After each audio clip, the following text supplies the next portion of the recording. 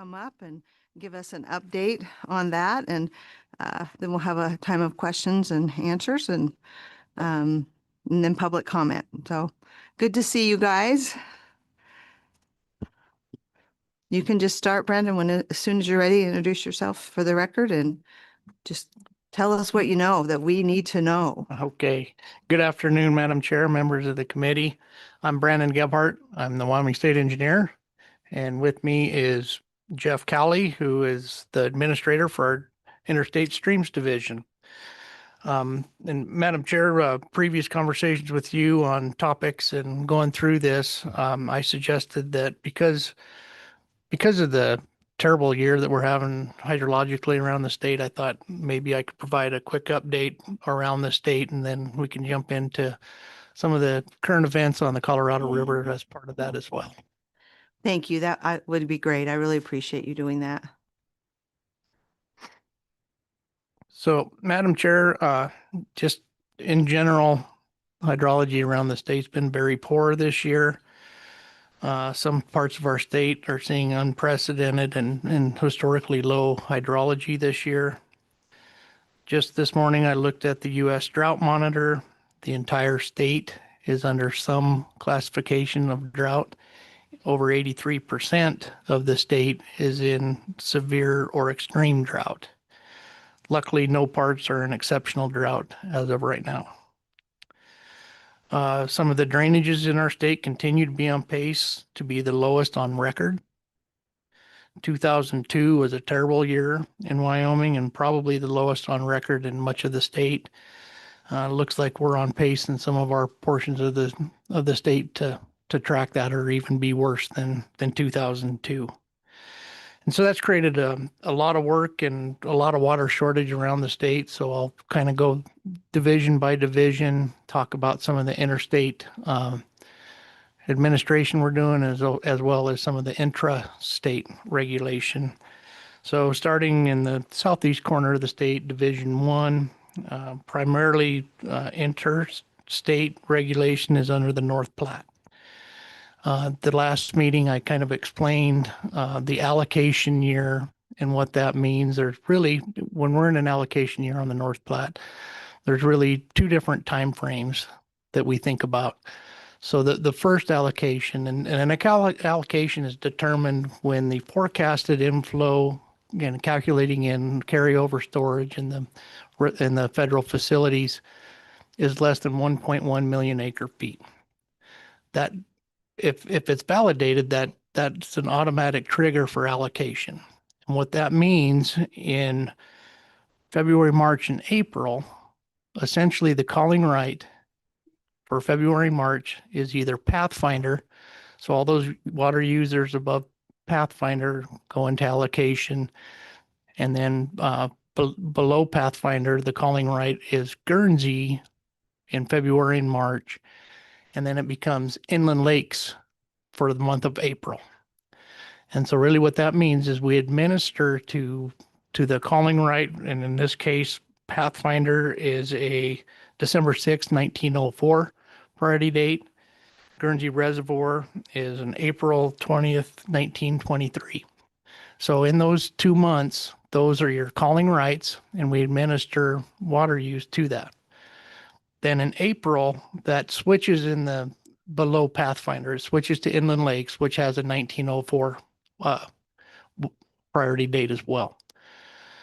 And so during that time, because it is still in the winter, there's not a lot of irrigation going on. So this generally impacts municipalities and industry. The state does have resources for them. We have an account in Pathfinder. And I just want to point out that we were in allocation all 3 of those months, but no industry or municipality went without water. They have taken the steps, whether through exchanges, temporary agreements, or purchasing storage, to be able to maintain their supply during that time. The second stage of allocation in the North Platte is the irrigation season from May through the end of September. It's got the same trigger, the 1.1 million acre foot total supply, But then the impacts and the regulation is slightly different under the decree. Well, it's completely different under the decree. So during the irrigation season, May to April, or May to the end of September, what occurs is if the trigger, if our forecasted flow or supply is below 1.1 million acre feet, then the allocation is specific to the reach of the North Platte between Pathfinder and Guernsey. And it's not administration so much as it is a cap on the amount of irrigation use. So municipals and industries aren't impacted by this, and the cap is 6,600 acre feet for every 2-week period. So in previous allocation years of 2021, 22, 25, and so far this year, this allocation has not resulted in any regulation because we have never exceeded that cap. So far this year, the max that we have reported is 5,366. So even though it's under allocation, we're not seeing significant impacts to our water users. This is different than what could be from intrastate regulation. Intrastate, there could be a call on the main stem. We have never seen one since the decree was issued, but it's possible. We do, however, see intrastate regulation on the tributaries and some of the other streams in Division 1 and across the state. But this year, we have currently 15 calls for regulation in Division 1, none on the main stem.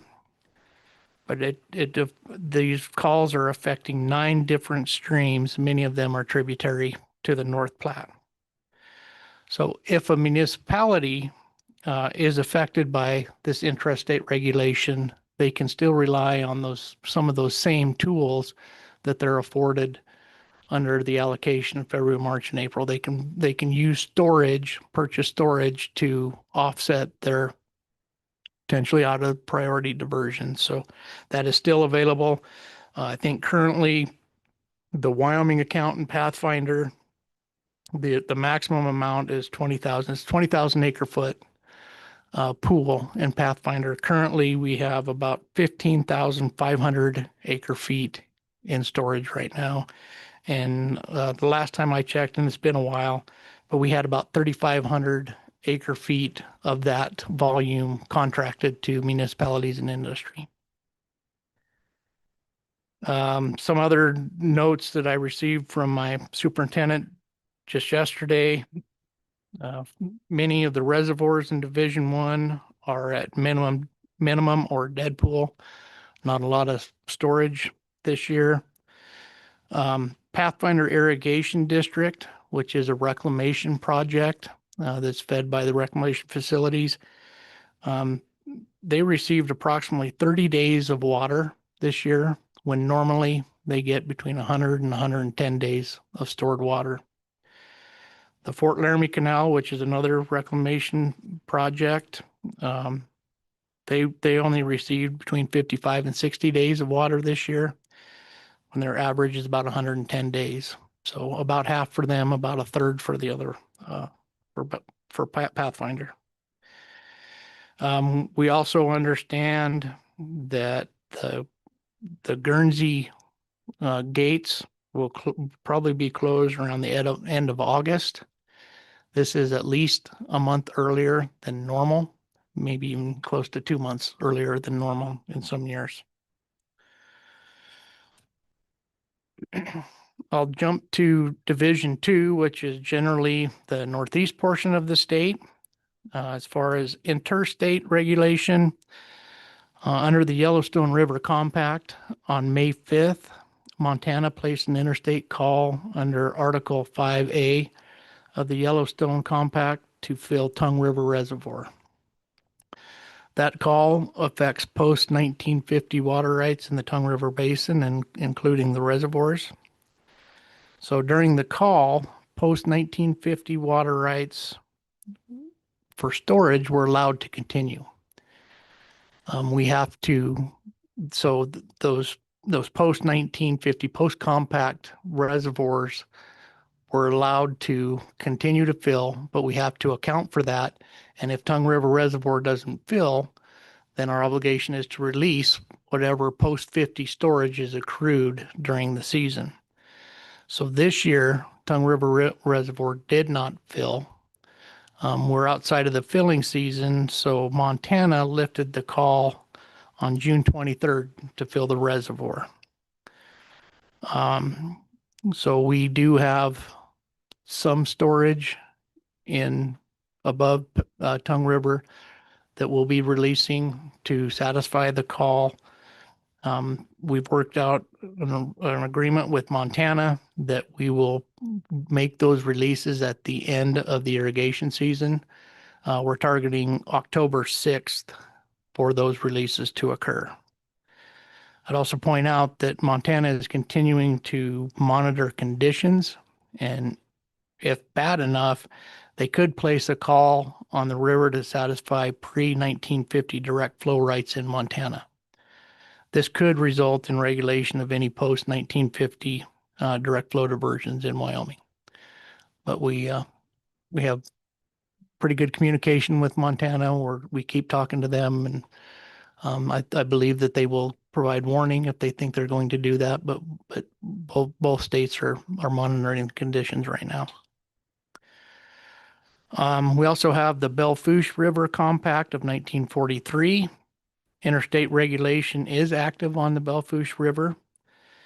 Wyoming is only allowing the available pre-compact rights to continue to divert, pre-1943 rights to divert.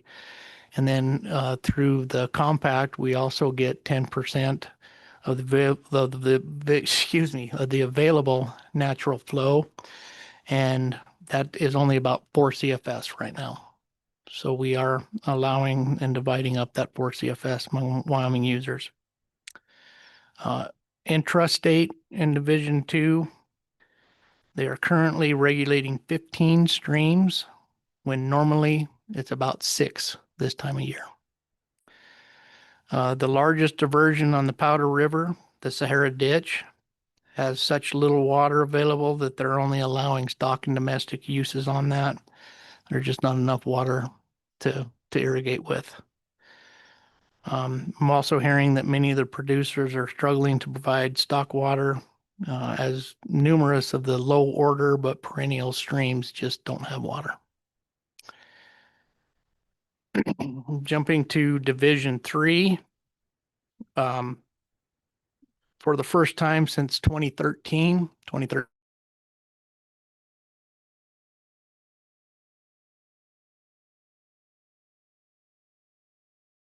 the wind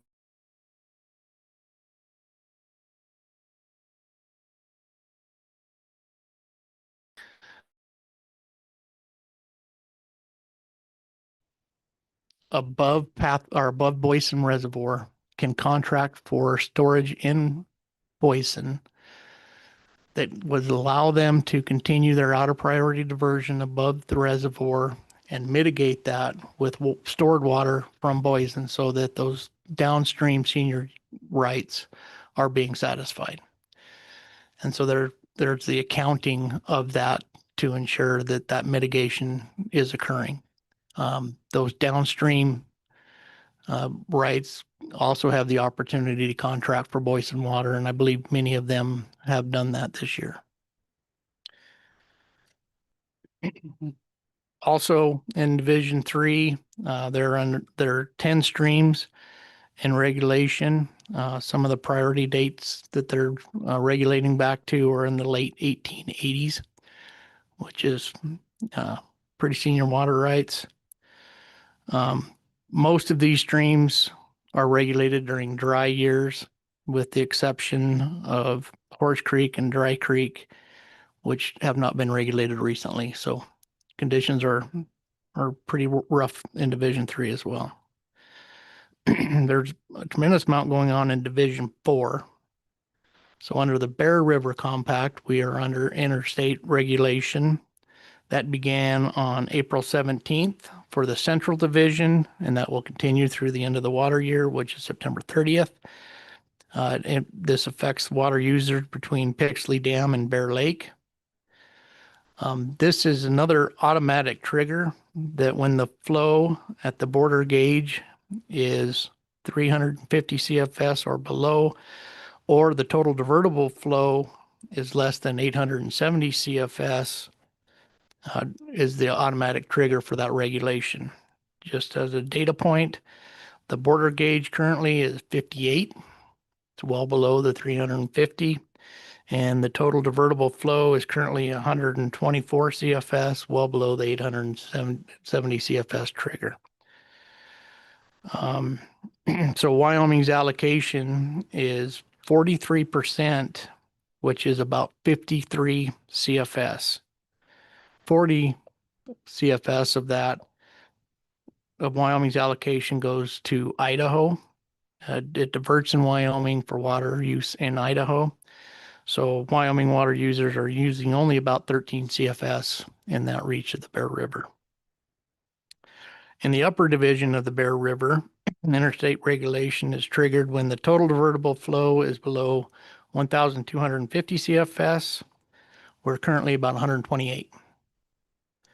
So the upper division went into regulation on May 15th, and we are currently at an allocation. So the Bear River in the upper division is in Wyoming, then into Utah, and then back into Wyoming. And so for that upper reach of the upper division, we have an allocation of about 55 CFS. So we're regulating down to about 1886 priority in that area. And then the lower portion of the upper division, we have an allocation of about 11 CFS. Woodruff Narrows Reservoir, it did not fill this year and only had about 10 days of water supply in it, which is about half of what normally should be there. We are also under regulation in Teton Creek under the Roxana Decree that went into regulation on April 3rd. The trigger for that is 90 CFS. When the gauge hits below 90, we split 50-50 between us and Idaho. That gauge is currently about 44 CFS. So we're using about 21, 22 CFS from that. Another interstate regulation, although Wyoming, through an agreement with Utah, we regulate the entire stream on the Henry's Fork, but it went into regulation on April 23. We regulate the entire reach, and it is to satisfy largely right now Utah's Peoples Canal. So that is also under regulation. Just intrastate in Division 4, the very little snowpack in the hills this spring, District 10 went into regulation early. Fish Creek went into regulation on April 20th, South Piney, April 22nd, and Middle Piney went into regulation on May 25th. That going into regulation so early for Middle Piney Reservoir was only allowed to accrue about 700 acre feet before it was out of priority. Even with most ditches off to harvest hay, South Piney is currently being regulated to 1894 priority dates, and Middle Piney is being regulated to 1899 priority dates. The cottonwood drainage within District 10 is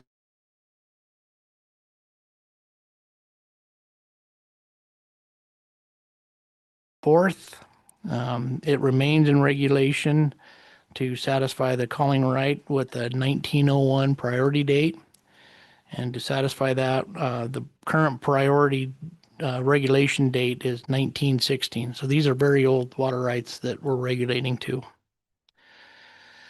The top of South Cottonwood Creek is currently at about 37 CFS and has been on a slow decline over the past few days. As of right now, about 24,000 acres of water have been regulated off in that area. With the exception of Viva Naughton, we will likely deplete every other reservoir near empty in this area. We had concern last year, and it's concern again this year, that Bridger Valley Joint Powers Board is concerned about being able to access water, which could come later this year. So we're working with them on avenues to make sure that they do have water for the entire year.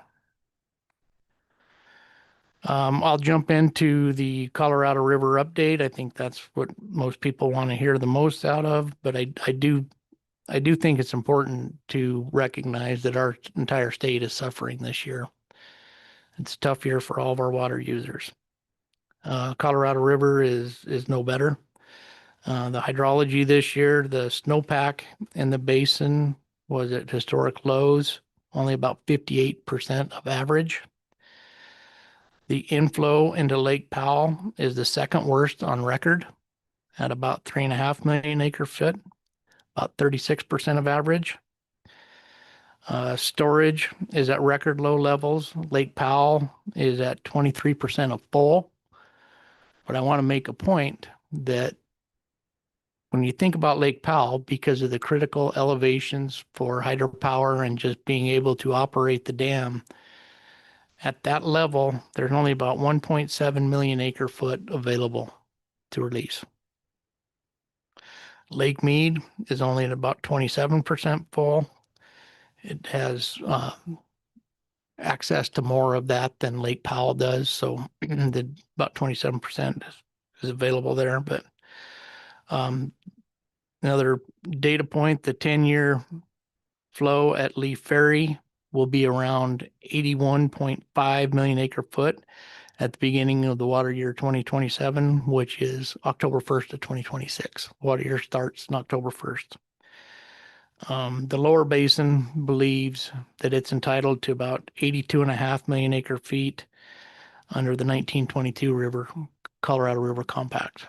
So we will be dipping below what they believe they're entitled to under the compact.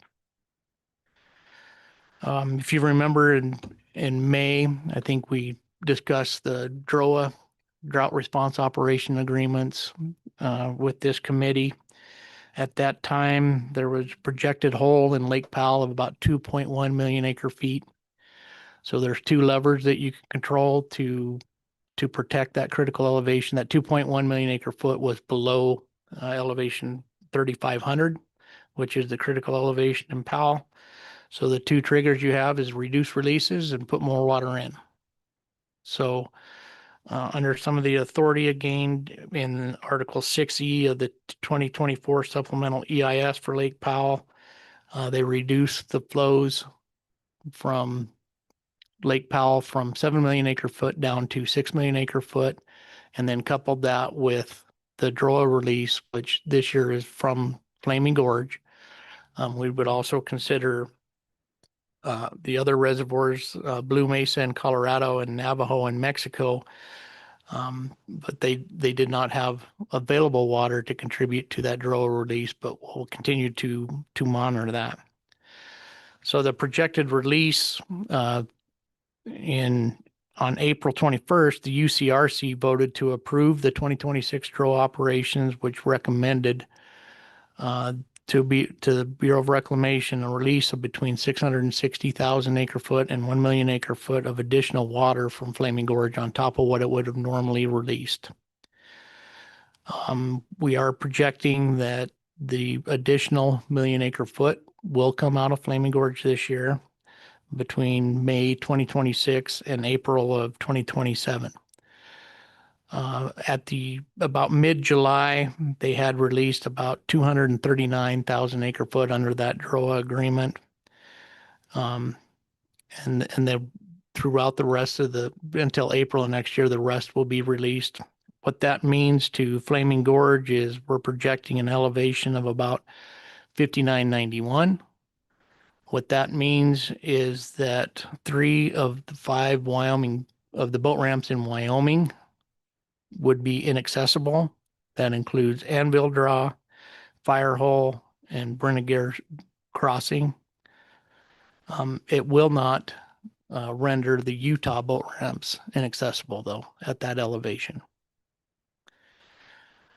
At this point, we don't know what recovery will be of this million-acre-foot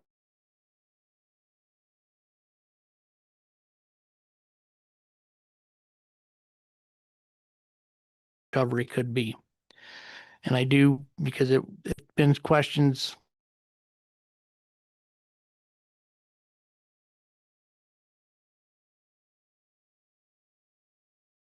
normal operation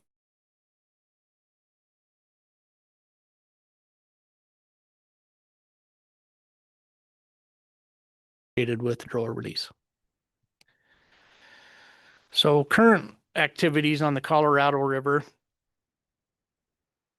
as everybody knows, the 7 states have not been able to reach an agreement. So on Friday, July 31st, the Bureau of Reclamation issued the final environmental impact statement for post-2026 operational guidelines and strategies for Lake Powell and Lake Mead. The purpose is to replace the existing reservoir management guidelines that expire in 2026. And the preferred alternative identified in the final EIS establishes an adaptive 10-year decision framework for years 2027 through 2036. It relies on a set of operational principles and sideboards that are evaluated in the EIS. And then every 2 years, the operational guidelines will be developed. I do believe that this does allow the states to continue to work towards a consensus. If a consensus is reached, I believe the Bureau of Reclamation would be happy to plug that into the EIS, and hopefully we can develop longer-term operating plans for the operations. The FEIS is intended as an environmental analysis and planning framework. The record of decision that is not out yet would establish the federal direction, and then the 2-year operating guidelines and related agreements would determine how that framework would be implemented. The ROD is expected to adopt the preferred alternative from the final EIS.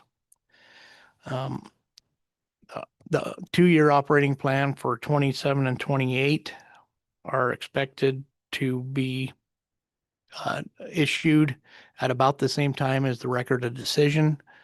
We're being told that these will come soon, but we are not provided a definition of what soon is. So we are still waiting for the record of decision and the 27-28 operations. I had a couple of conversations in the hallway, some other questions that I have received that I wouldn't mind addressing, some along the lines of, why doesn't the final EIS require mandatory upper basin cuts, and how has the upper basin fared? The answer is that the federal government has fundamentally different authorities in the 2 basins. In the lower basin, the Secretary controls reservoir release and water deliveries. In the upper basin, water use is already subject to available supply, administered under state law, and the Secretary does not have comparable authority to mandate restrictions. That does not mean that the upper basin has no responsibilities. It means that those responsibilities are carried out through different mechanisms, including reservoir operations, state-led programs, and collaborative efforts to maintain system reliability. I believe we should avoid measuring fairness by whether the action looks identical. Fairness is whether each basin is contributing through the authorities, responsibilities, operational tools, and water supplies that actually exist. I believe that the final EIS asks both basins to do that, albeit in different ways because the basins are different. So that's kind of the status of the EIS the record of the decision in the 27-28 operating guidelines. I do want to spend a little time talking about a lot of discussion going on with federal funding. Just yesterday, the Upper Colorado River Commission received a notice of award for approximately $100 million of funding through the Inflation Reduction Act. The funding is intended to help the Upper Basin develop and implement an Upper Basin contribution and conservation program. The Upper Division states and UCRC are working on implementation agreements that will prescribe eligibility and what will qualify for funding under the program. Our hope is that the funding will work in conjunction with our voluntary conservation program and some sort of successor agreement to our previous provisional credit MOU between the Upper Division states and Reclamation. The Upper Division states have also started developing ideas for funding in the Upper Division state in the event that Congress has a desire to provide funding for the entire basin to help mitigate what's going on. So there's a lot of work going on with federal funding, a lot of conversations occurring as well. As I mentioned, we do want that to, we want our voluntary conservation program to be eligible for that funding. So quick update on that. Just a reminder that there were two primary purposes of why we established the voluntary conservation program. It helps avoid mandatory and uncompensated water use reductions, whether by court order or curtailment, to satisfy compact obligations. The program provides a tool for Wyoming to be part of a compromise to address the historic drought that has plagued the Colorado River for the past 25 years. And a compromise with our sister states avoids uncertain, harmful outcomes from litigation or congressional intervention, and also in a way that can benefit our Wyoming water users. And then secondly, if we are required to make mandatory reductions, it helps preserve our senior irrigation uses. Which puts all of mandatory reduction would put all of our junior water use at risk. This includes largely municipalities and industries, but it also impacts our water use for irrigation. Because what it does is it puts the seconds and the free river at risk if we're into mandatory reductions. So if the 7 states that share the Colorado fail to reach a compromise and we are required to make mandatory water use reductions, it gives us a flexible tool that provides Wyoming water users with some water supply certainty and helps avoid permanent buy and dry. So where are we at in the establishment of the program? We've had a couple of meetings with our advisory committee, both to obtain feedback on rules for the program. So we're in the process of developing rules. I've had a couple of meetings with the advisory committee. We also held 3 public meetings throughout the basin to gather public input and to make them aware of the program. And then we'll continue to provide draft rules to the advisory committee and continue public outreach prior to the public noticing of the rules for public comment. So that's what we're doing under the voluntary conservation program. We are spending lots of hours trying to get that developed as quickly as possible. We would really like to take advantage of some of this federal funding to start continue with the momentum that we have currently with the program and to get it going. I'd also just note that on top of everything that's going on, we continue to make progress on the about 15 million in state and federal funded studies within the Green River Basin. We have implemented a diversion measurement program that is underway, which that provides funding for diversion measurement devices for the folks in the basin. Madam Chair, that is the end of what I had prepared, but certainly happy to take any questions the committee may have. Well, thank you very much. That was very thorough, a little bit sobering, but I think that's some of the things the committee really wanted and needed to know, and I appreciate you going through it in that level of detail for us. So, are there any questions? Yes, Representative Chestick. Thank you for your report. That last comment, the last piece about the voluntary conservation program, I'm glad that you're out there promoting it and informing people about it. Can you give us an update about how well it's being received? Are people signing up for it? Is it having any effect yet? Madam Chair, Representative Chestick, I think it's being received well. At least that's my impression. We have not started the conversation about who would want to participate at this point. We're still developing some of the rules to establish the program, and I think what we have heard is people want to know what the rules are, what they're signing up for before they're really going to commit to something. But I think in general, I would say pretty positive reactions from the folks that we're talking to. I think everybody in the basin understands just how dire it is right now. And I think there is some willingness to be part of the solution from an individual basis. I think Senator Crum. Thank you, Madam Chair. Just a quick question. Has there been any talk about reduction of pulling water from the Colorado River Basin and taking it over to the Front Range, which is happening a lot? Any discussion about limiting the water coming from the one side of the divide over to the other? Madam Chair, Senator Crum,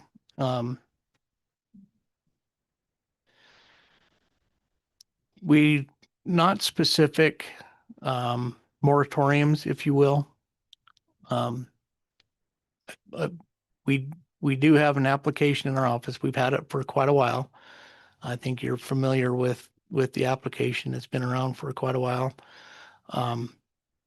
But that is still in progress. Not a lot of activity has, honestly, not a lot of activity has occurred on it. But that one in particular would be fall under the export statute. So that would be one component to ever approving that would be through the legislature would get a chance to opine on that particular project. But as far as moratoriums on out of basin, we do have out of basin diversions occurring right now. City of Cheyenne, for example. So we have not discussed a moratorium. Does that answer your question? Any other questions? Representative Chestick? Yeah. Thank you, Madam Chairman. So I've heard talk about possible litigation between the lower basin states and the upper basin states based on the recent federal action, the EIS. I don't think it's been filed yet, but I don't know what's stopping it or how can we avoid that? What is your understanding of where that litigation, the potential for litigation is, and how can we continue to work with the lower basin to avoid that?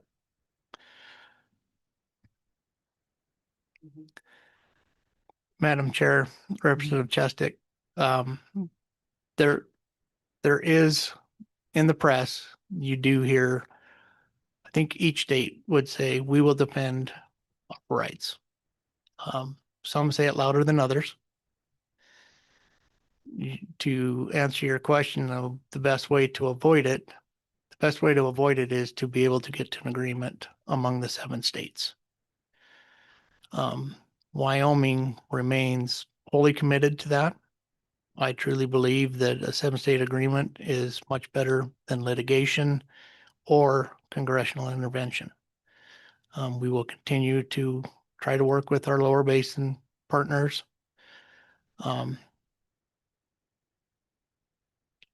I don't know what else to say. The other potential is with the EIS out.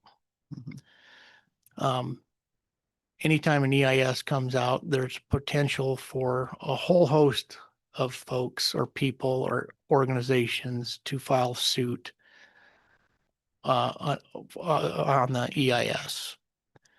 Whether those types of suits, if they come, would boil up into this significant 7-state lower basin, upper basin, whatever you want to call it, litigation would be yet to be determined. But I think the where you're headed is the lower basin or a lower basin state suing the upper basin. I don't have a crystal ball, but I am going to continue to try very hard to avoid that outcome. I don't believe it's the best. Any other questions? Wow, you got off a lot more easily than I expected, to be honest with you, but perhaps that's a reflection of how prepared you were. And I do appreciate all the information that you provided to us and continue to provide. So if there's no further questions. Oh, I think, look, I knew if I talked long enough, Senator Guru would have a question. Actually, thank you, Madam Chairman. Yeah. Not not a question much as just a statement. I guess it's just a question too. Fair enough. You know, we're gonna have a change of administration coming up in January, changing the makeup of this committee and every other committee in the legislature. Do you feel right now that you've got the resources you need to be able to carry through what you see in front of you? And as we head into budget time with, like I say, we don't know who's going to be the appropriators, don't know who's going to be the executive. We don't know there's a lot of things in flux. There'll be a lot of things in the air come January, that you've got the resources you need right now. And the current administration is making sure that it's keeping you fed for what you need to do going forward as we kind of go into a little bit of uncertainty. Can you talk a little bit about that? Madam Chair, Senator Guru, that is something that I keep thinking about. And I think the answer is it depends on which direction it goes. Last year, the Attorney General's office got some funding.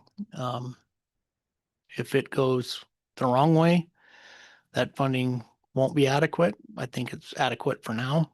I think we have said all along that keep us in mind, we may be coming back. I'm contemplating maybe asking for another position to help us this year. The legislature was very kind to us last year. We got 2 positions through our budget and 2 as part of this voluntary conservation program. So as I sit here right now, I don't have an ask. May change as we learn more going.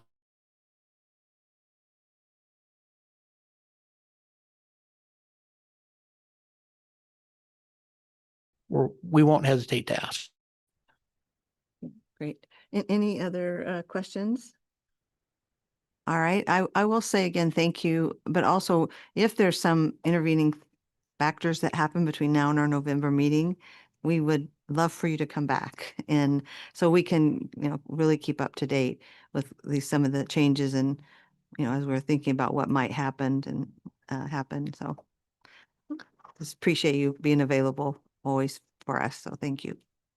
Thank you, Madam Chair. Absolutely. So we will move on to public comment. Is there anyone here that would like to speak to some of what you heard today, whether it's related to the Colorado River Compact particularly or generally Wyoming in terms of water availability? Anybody? Well, you guys are a great group. You must have had a really good lunch. All right. Well, seeing no public comment, we will close public comment. Committee, any thoughts or, that you have about, we're mostly receiving this as information in a report. That was what the interim topic really was about. But I just want to give that opportunity to.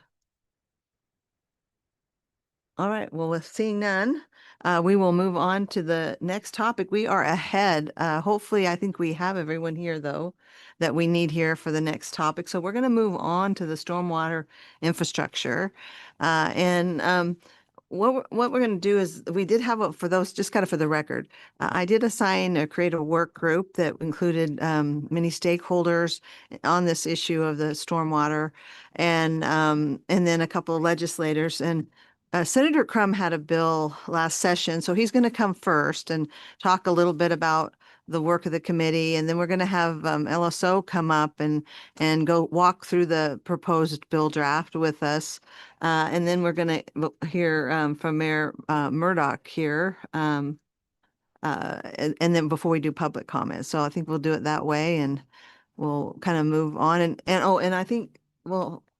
You can just chime in. Representative Chestick was also on this work group they all did a great job. So but he can chime in if you want from where you are, since they only have two chairs up there. But so I think we'll be fine. So we'll just kind of help bring us up to date a little bit, Senator Crum, and then have Josh walk us through the bill draft, which you guys should have gotten here this morning. It was sent electronically also.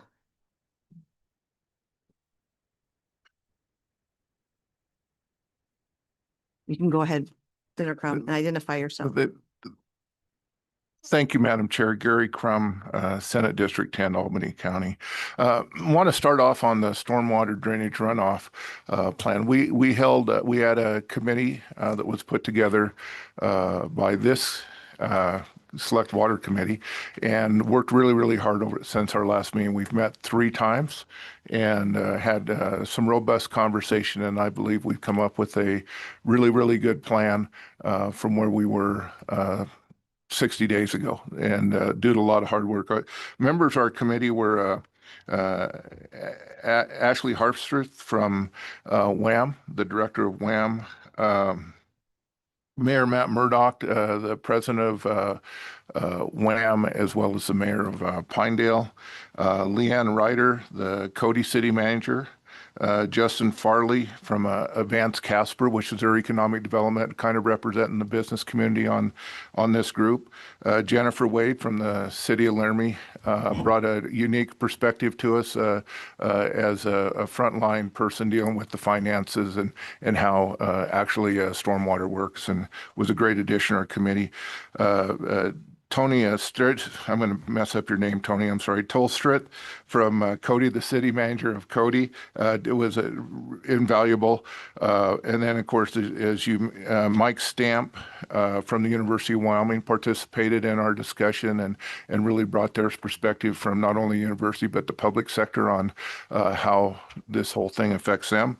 And then, of course, great participation from our good senator from Teton County, Mike Garou, and our great representative from over in Albany County, Ken Chestick. Was really, really great, and brought some great perspective, as well as we had invaluable participation and knowledge and guidance from LSO with Clayton Caldwell and Eve Coker, as well as Josh Anderson really helped us lead the charge. So with that, we've worked hard, had the 3 meetings, some great participation in it, and I believe the committee's come up with what is a really acceptable draft of a bill, and I'll turn it over to Josh to kind of walk us through that bill.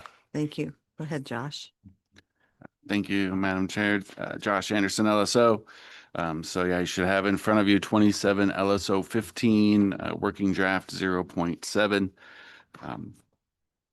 Just quickly go through the bill. On page 2 is our first change, and really just cleaning up that subparagraph B, where the cities and towns can prescribe and regulate rates for use of water and for the diversion or management of surface water, subject to the requirements of 157102D, which is a new subsection. That'll be starting on the following page. Over to page 3.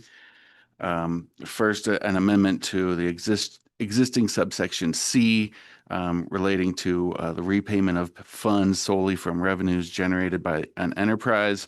And it just clarifies language at the end that for purposes of that subsection, revenue for diversion or management of surface water runoff shall be limited to rates assessed in accordance with the requirements of subsection D. And then the new subsection D on these rates: before prescribing any rate for the diversion or management of surface water runoff, the city or town shall adopt an ordinance establishing an engineering-based methodology to establish just and reasonable rates. And then any ordinance adopted under this subsection shall, over to page 4, paragraph 1, identify the factors, data, assumptions, property classifications, and calculations used to establish that rate. 2, provide that the city or town shall use an equivalent residential unit or another engineering-based methodology reasonably related to the property's contribution to runoff, demand on the stormwater system, benefit from stormwater management services, or any combination of those factors. The methodology shall consider the extent and runoff characteristics of permeable and impermeable surfaces, including the comparative permeability of different surface types. 3, provide discounts or credits to properties that have established surface water mitigation measures, including retention ponds or other surface water mitigation measures in accordance with requirements established by the city or town. The requirements established under that paragraph shall include consideration of water mitigation measures that were previously approved by the city or town. And then 4, establish a formal appeal process for a property owner to dispute the rate that is assessed on their property. And then the remainder of the bill is then clarifying the application of the Surface Water Drainage Utility Act in Title 16, Chapter 10. So first change on page 5 is the definition of surface water drainage utility means a public entity, program, system, or undertaking expressly established under this act pursuant to 1610-105A. The change in 1610-103C is primarily just some cleanup to clarify that in addition to other methods and subject to the voter approval requirements of 1610-105E. On page 6, making that same type of change subject to the voter approval requirements of subsection E. And then starting on page 7 is the amendment to that subsection E, just providing that except as otherwise provided in the subsection, a governing body shall not impose a tax, assessment, or other financing mechanism for which voter approval is required under Wyoming law for a surface water drainage utility created under this chapter. And then you'll see several additional changes where we make that conforming language to reference to a financing mechanism throughout the rest of that page. And over to the top of page 8, again, making that same or similar change throughout. And then new section at the end of that subsection, or new language at the end of that subsection, providing that this subsection shall only apply to the financing for a surface water drainage utility created under this chapter and shall not apply to rates or charges lawfully imposed under 15.7.101 and 102 or to other lawful non-tax backed revenues. Nothing in this chapter shall require a municipality exercising authority under 15.7.101 or 102 to establish a surface water drainage utility under this chapter. So that's the bill. Madam Chairman, take any questions. Thank you, Joss. Any questions on the bill? Yes, Representative Forstrom. Thank you, Madam Chairman. So maybe you'd like somebody following you to do this, but could you just put it in layman's, like a city doesn't currently have anything. What's the process? You bet. So, Madam Chair, So the big picture of the bill is a city or town is able to operate and maintain what they currently have in their system. They can maintain their system. They get tree roots in the system, a system collapses, something like that.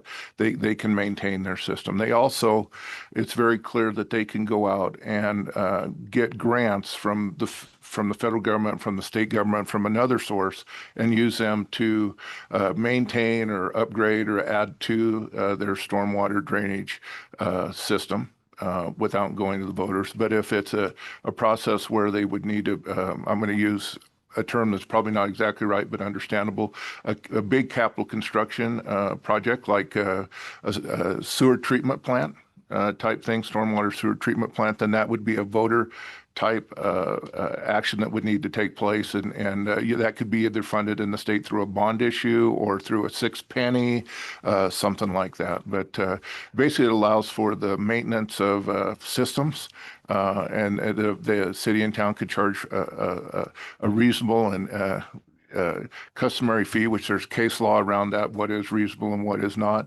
This bill tried to stay away from putting in specific dollar amounts because we all know, as we just did in the last session, we had to increase a dollar amount that was in a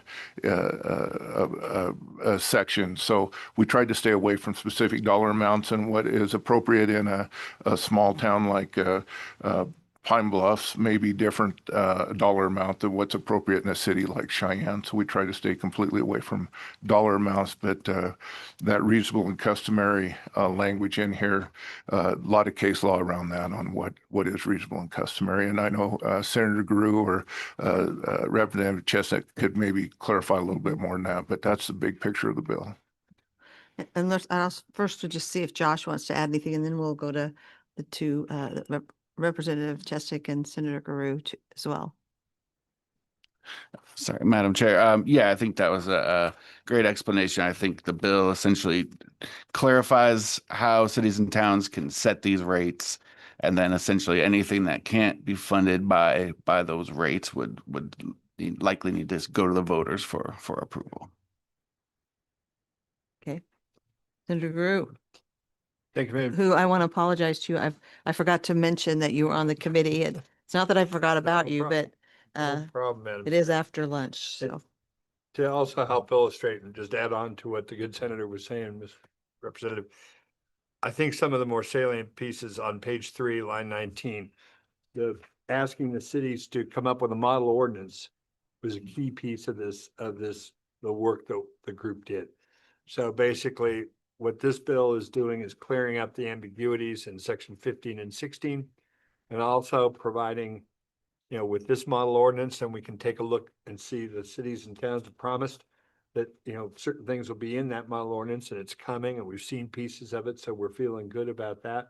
Then the other pieces that I think are very important to talk or just to remind people about is that we did hear a question that came, and through the folks making testimony on this, that we wanted to be able to address the fact that people have done measures, commercial areas or whatever, and that be counted towards any bills or any assessments that come later, that be a part of it. And I think the cities and towns, the folks at WAM heard that, and that you're going to see that reflected.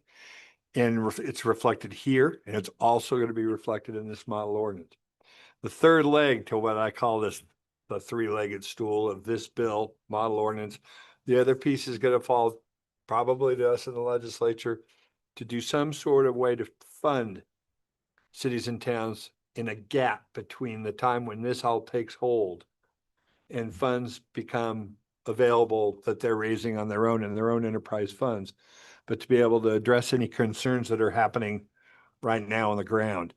And whether that's an appropriation to the SLIB board, especially for this purpose, or identifying other revenue streams, whether it's SRF, whether it's drinking water funds, or whatever other areas that we can latch on to try to help that part of the situation. And that's been kind of the gist of it. And that's what it was. Senator Crum was exactly right. It was a really good collaboration, a group that wanted to get to yes And this reflects that. And those other two pieces will be very important as we go forward. Thank you, Senator Gruen. And I do agree that this framework was the starting point to get the statutory framework correct and understandable and have some clarity for the cities and municipalities and to all of them to understand, well, what is the statute? Because it was not clear in my view. So that's step one, but I appreciate you bringing up the other pieces of the sort of model ordinance, but also funding. We're not yet even talking about that, but there'll be a time for that coming up because this is a big and important issue for the state of Wyoming. So Representative Chested, please. Thank you, Madam Chairwoman. I agree with everything that's been said so far. I just wanted to give a little historical perspective on this, how this got started and how this solves the problem. This all started a year ago when both the city of Cheyenne and the city of Laramie tried to generate a fund to help build the infrastructure they need to take care of stormwater. There was a general agreement that stormwater management in both cities was a problem that needed to be fixed, but how do you pay for it? And both of those cities started a fund based on rates and tried to do some rate making investigations. And what happened was a number of citizens decided that the rates they came up with were way too high, and they protested and said, well, wait a minute, you didn't follow the Stormwater Utility Act, which requires a vote of the citizens. So it's all invalid. You can't do it through rates. You have to have a vote of the citizens. And when we all looked at Title 15 and Title 16, it was really ambiguous as to which one applied. There were two different ways of doing stormwater management, and we couldn't figure out which one was the right one. One did require voter approval, but the other one did not. So the effort here was to tease apart those two things and clarify when can you do it with rates, when do you have to go to the voters? And I think this bill solves that problem. I was confused by it when this issue came up to me because it was in the city I live in. So I think this does solve the problem. One of the big changes in my view is the definition of what is a stormwater, a surface water drainage utility. That was a very confusing definition, which I think we've clarified. And I do think now we have two separate routes that have guardrails on them. And I think now I think it's a much clearer situation, and I'm very much in support of the work that the committee did. Thank you, Representative Chested. Anyone else that have any questions on the committee? Vice Chairman Boner. Thank you, Madam Chairwoman. Just a little bit more discussion on the case law. It sounds like just and reasonable is a key concept, and you gave one example of like a brand new facility. I'm wondering what other examples you may be able to give that would kind of flesh out what that definition means, say for a new residential development, new development that requires wastewater. Would that count? Just a little bit more information where that threshold is generally, so we can just have a better idea where that line is being drawn. Madam Chair, Vice Chair Boner, excellent question, and I might defer to that language came from the cities and towns, and they I think they have more experience with how that language has been interpreted by the courts in the realm of rate making. So I might defer to them. Any other questions before we have the representative from Wyoming Association of Municipalities come up? Yeah. Oh, I'm sorry. Thank you, Justin. Be louder over there. Thank you, Madam Chairman. I appreciate all of this, and I think you've all worked it out. It's great. The only, in a prior discussion I had, I thought this was maybe a little more cleared up, and when I read it, maybe I'm off, but page 4, line 7, halfway through, begins a section where you're given options about methodology, and do you think that's in a tight enough box, or who decides that?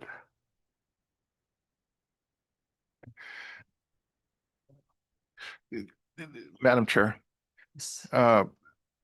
we had a lot of discussion on that, how big the box should be, how tight it should be. And after a lot of discussion, we felt this was the best language. We could certainly tighten it up a lot more. But then we caused problems by doing that, and we could loosen it up a lot more, and that causes problems like we just have seen. And so we settled on this language. There may be a better approach, but out of our all the rocket scientists on this committee, this is the best that we could do with it, and try to meet somewhere in the middle that was acceptable to everybody. Yeah. Thank you. Any other questions? All right, and I thank you, and we're going to have municipalities come up now, but I just again want to say thank you, and I agree. When you get kind of different stakeholders together that are in the space and they work through and can agree that these are the factors, that's really important, because I don't think the legislature has the expertise to necessarily on their own do that. So I appreciate very much the work of the committee, the work group, and thank you for it. So.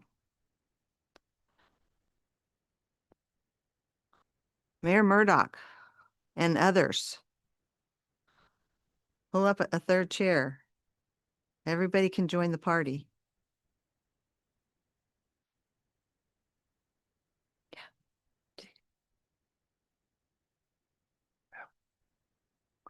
Madam Chairman, members of the committee, thank you for this opportunity to speak today. For the record, my name is Matt Murdoch. I'm the mayor of the town of Pinedale, as well as the president of the Wyoming Association of Municipalities. I'm joined at the desk with Nathan Nicholas and Jennifer Wade. We have Mayor Collins and a couple other municipal officers and officials in the room that can answer other specific questions. I'm going to start with my statement and then maybe come back to some of these questions, because I think I answer some of them in my statement I prepared, but I am very happy to answer any of these questions.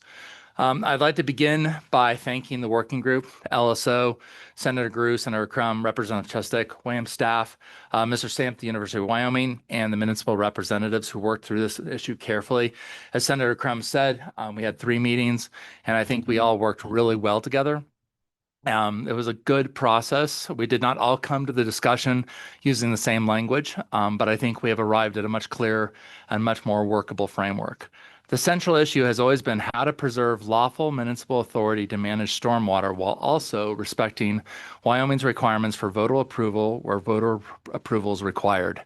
The latest draft does just that. First, the bill clarifies Title 15 authority. Cities and towns may continue to prescribe and regulate rates for diversion or management of surface water runoff, but those rates must now be supported by an ordinance using an engineering-based methodology. That ordinance must identify the factors, data, assumptions, property classifications, and calculations used to establish the rate.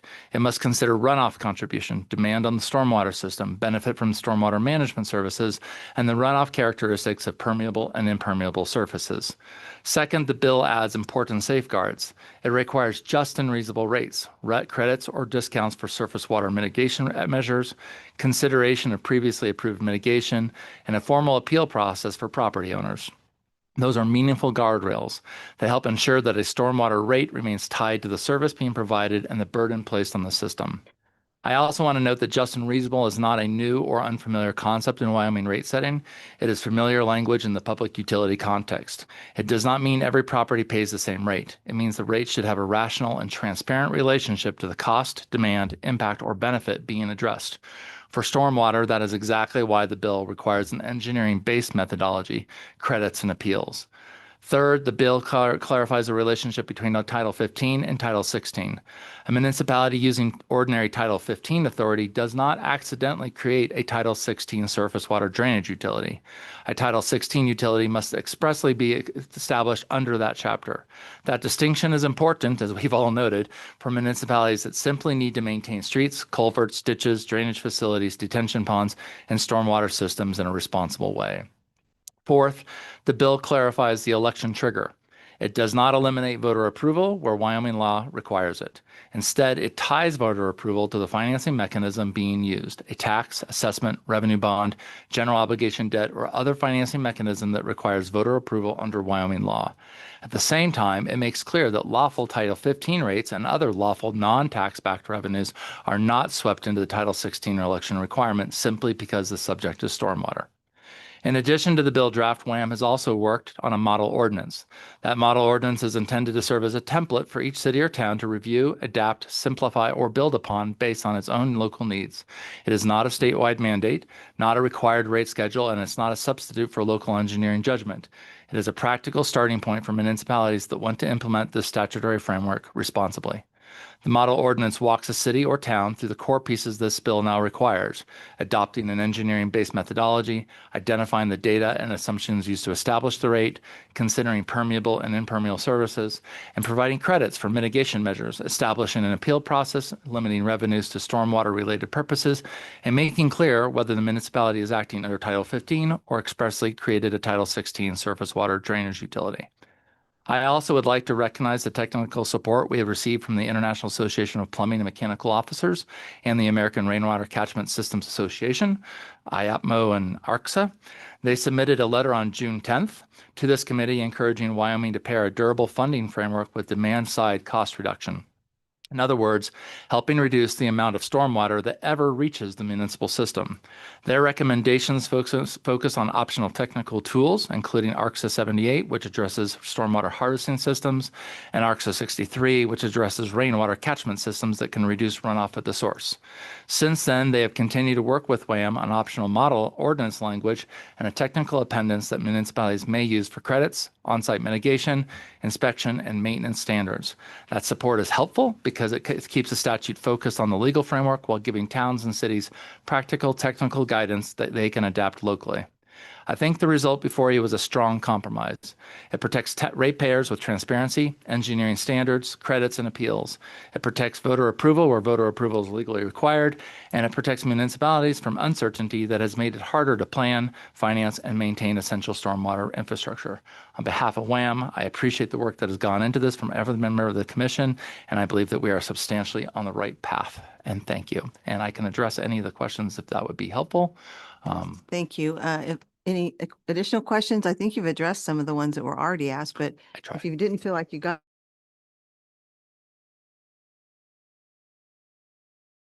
you, Representative Struck. Okay, yeah, so same question.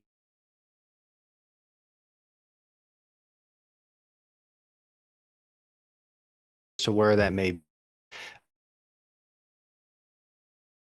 everyone should have, then that's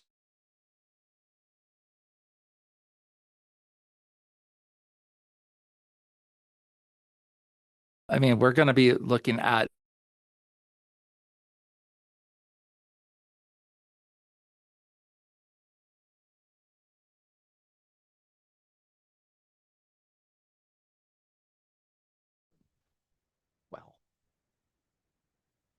Madam Chair, Vice Chairman Boner, the intent of using the just and reasonable is because that's the term of art that the Public Service Commission uses when they're rate making.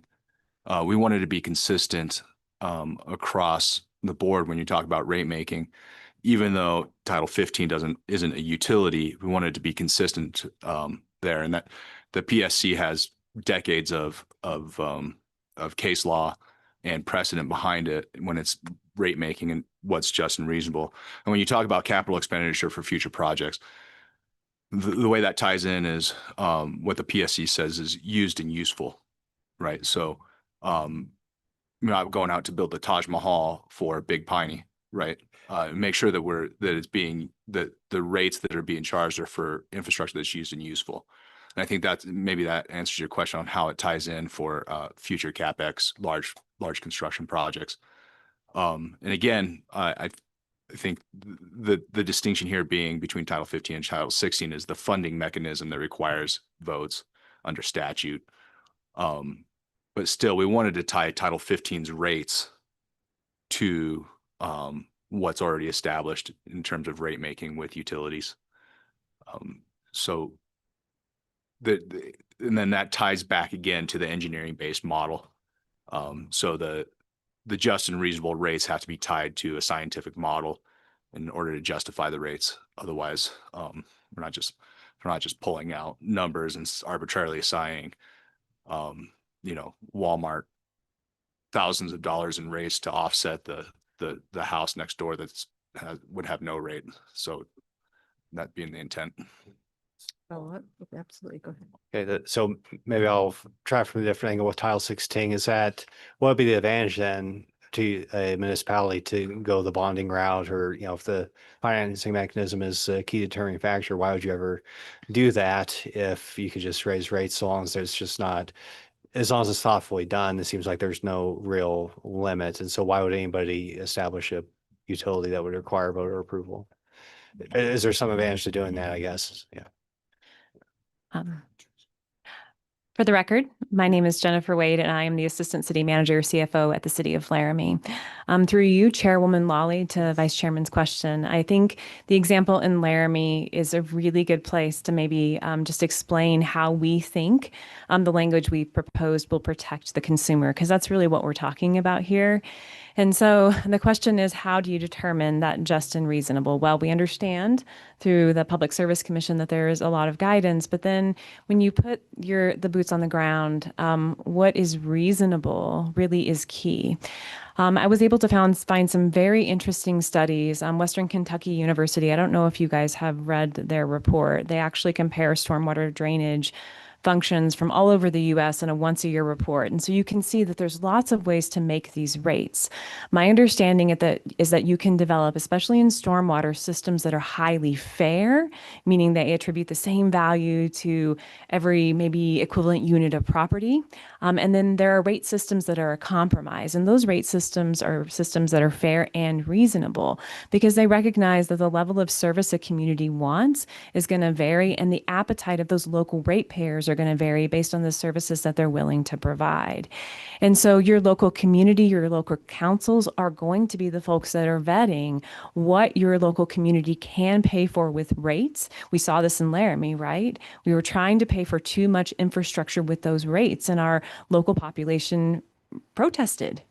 And so that's our signal that that wasn't reasonable, even though in the future we were planning on doing some bonding, which would have required voter approval in the way that we were planning for it with general obligation bonds. We still didn't hit that reasonable mark. And so even the question of bonding isn't as black and white, I think, in practice as you might think it is. And so the real challenge that the local communities will have to work through is using that engineering-based methodology. What can that town or that city reasonably pay for? And that's really where this funding mechanism that's being talked about at the state level is going to be very important. That might be a source of funding, and then bonding through some source. If the community is able to do that with revenue bonds solely backed by that surface water drainage fee, they could do that without a vote. But if they have to go out and tax and do that general obligation bond, those taxes, they're not based on how the users are using that system. It's a tax spread amongst everyone who lives in a community. Those are the things that are still going to require voter approval. I hope that helped. Representative Struck, you had a question? Thank you, Chairman Lawley. I guess when you brought up rainwater storage or capture, what are our laws here in Wyoming? I don't even know, does anyone could answer that? I think I can say that safely, unlike other states in the union, we can actually capture our rainwater and use it. So the concept would be, and then discussions with IAPMO and ARCSA was you could have, I'll just pick on the university, for example, the university could put in a rain catchment system on all their roofs and use that for flushing toilets. So rather than that becoming a surface water that we now have to deal with, that could become a future credit. So legally, we, at least within the state of Wyoming, can use that surface water, that rainwater, unlike some other states nearby. And then we have created within that model ordinance the ability to actually calculate that, and then that becomes a credit that would go to, let's just use University of Wyoming, for example, that they can now say, well, instead of paying X, we're going to pay Y because we actually have this credit. Same with detention ponds. So the ARCSA 63 deals specifically with rain catchment. ARCSA 78 deals specifically with surface water. So each allows two methods of either capturing retaining the water on the surface, ARCSA 78, or catching the rainwater and not contributing to future surface water, if you will, 3 minutes down the road. In the follow-up? Okay, thank you. Any other questions? Any questions online? It looks like, oh, you have another one? Sure, Yes, sir. Do another one since we're talking about funding. Yeah, just wondering, and this may be a subject for a later meeting, but we did just authorize a study of all the municipal water infrastructure, including wastewater. So I'm just, maybe I'm going off a little bit early here, but I mean, we've got the pilot, what, 6 or 8 pilot municipalities through. I'm wondering if it might be possible to have a interim or partial analysis of what the results are of that study, so we can begin having that funding discussion.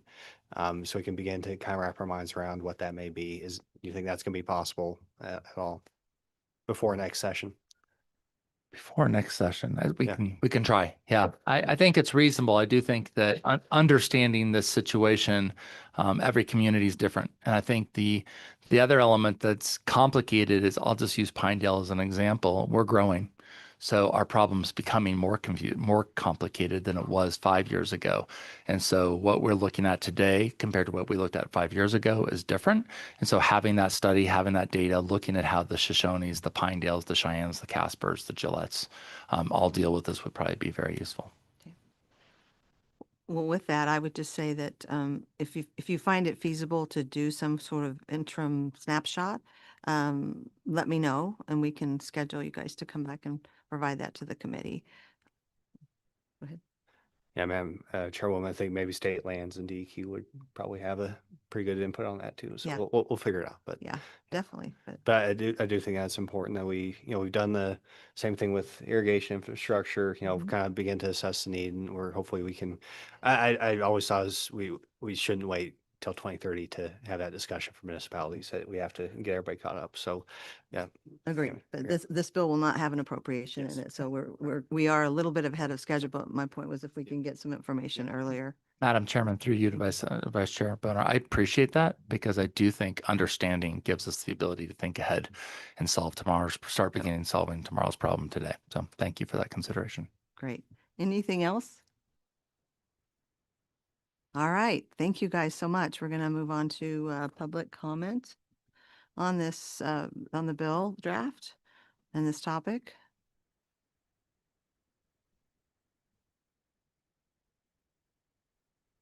Hey, yes, I did. Please come forward. Welcome to Select Water. Please introduce yourself and just give us your comments. Thank you for being here. It kind of has a little mouth like talking. Got it. Mhm. Madam Chairwoman and Co-Chairman Boner, my name is Pat Crank. Testified before this committee before on this same topic last session. I'm here today representing the University of Wyoming.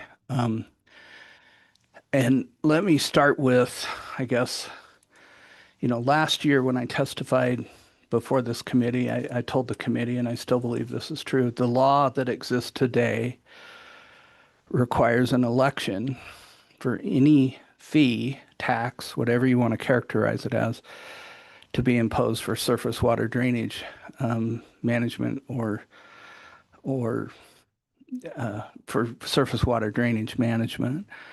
I think everyone recognized that ultimately. WAM backed off of their efforts and said, well, and it was Senator Tara Nethercott who said it on the floor of the Senate, those bad actors over the hill and here in my home community are agreeing to pull back their ordinances and let's study this some more. So I think that's a recognition that the law today requires an election for any type of fee or tax to be imposed. Representative Jessica, you talked about the confusion, and there was real confusion between those two provisions of law. So I'm glad that this committee is going to address it. I think it's necessary. I reviewed this bill. I first knew it was out last night, I guess, and I've looked at it today. I will tell you, here's my executive summary. This bill is not ready for prime time. It needs a lot of work, and I'll explain why. So I hope the committee is not considering voting on this today. I think there's a lot of work needs to be done. The two major problems I see with this bill what this bill does, the heart of this bill is it says, well, if you don't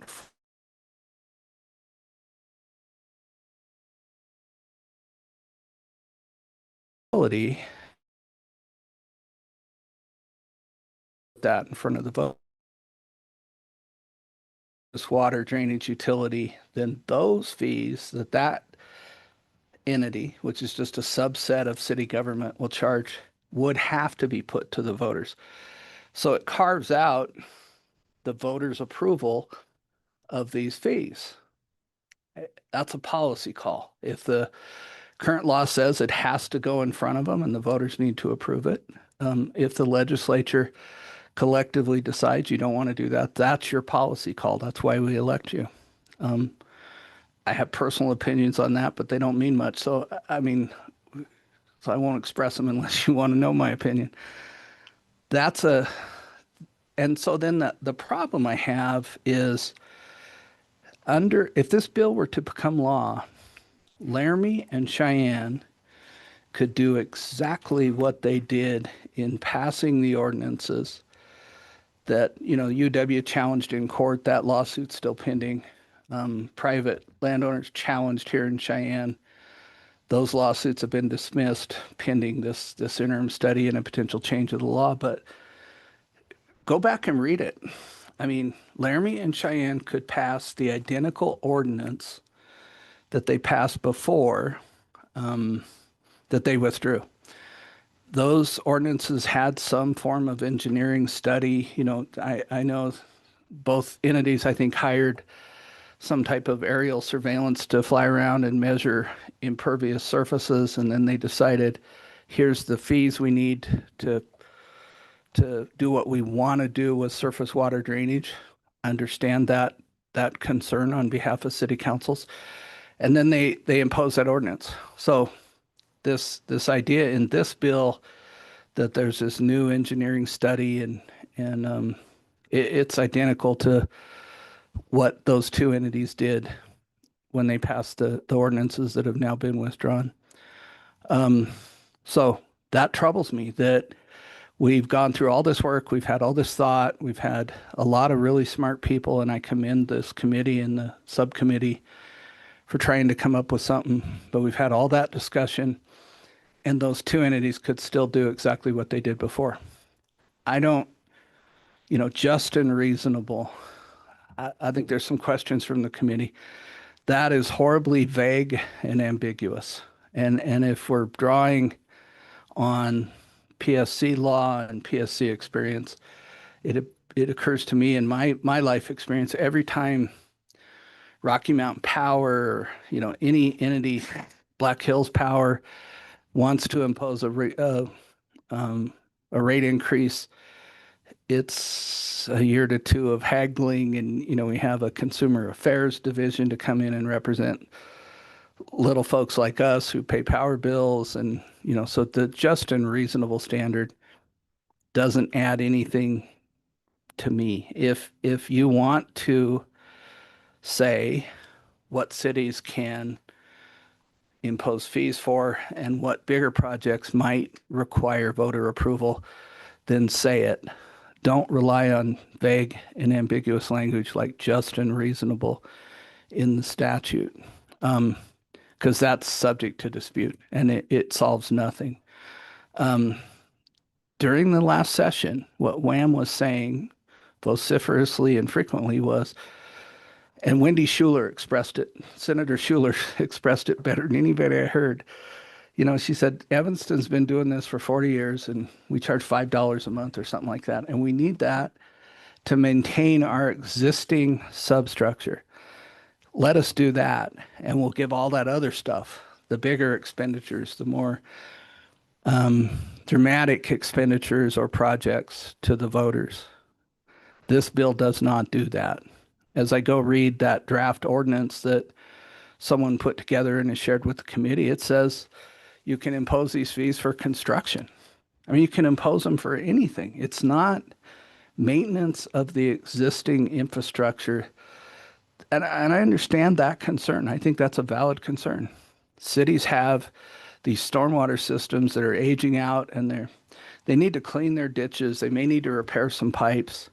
Maybe that's the right policy call, is we give the cities ability to do that without voter approval. And we somehow limit that other than some vague and amorphous standard called just and reasonable from years of PSC decisions. The fact that there are a lot of decisions tells you that is a vague and undefinable type of standard that leads to litigation and dispute. So, two problems. One is I think this law, if passed, will allow the same ordinance that were passed in my hometown here in Cheyenne and over in Laramie that led to draconian fees. UW's bill was originally going to be $600,000 a year for the rest of eternity. I'm glad we headed that off with the lawsuit and the actions of the legislature looking at this saying something's wrong here. So thank you for that. But this would allow those same ordinance to go. All you have to do to avoid an election is not set up a surface water drainage utility. That's the answer to your question, Senator Boner. So why would they? I mean, we're just giving them a side road around what existing statute says. The other thing that troubles me about this is, as I've looked at the law, there's a difference between taxes and fees. Generally, a tax is something, well, let me start with the fee because that's easier. A fee or an assessment is something that the person that pays it benefits from personally.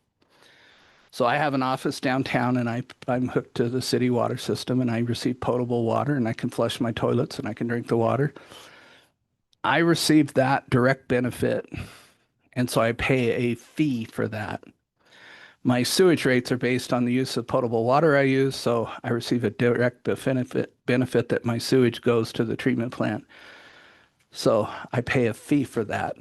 A tax, as compared to a fee, is something that someone is forced to pay that does not result in a direct benefit to that person shelling out the money. So a surface water fee or tax, Pat Crank doesn't receive a direct benefit for that. I receive the overall good benefit that the city experiences. I don't want my neighbor to get flooded out, but it's an overall benefit to the city. Road projects are like that, curb and gutter projects like that. That's why we impose taxes for this.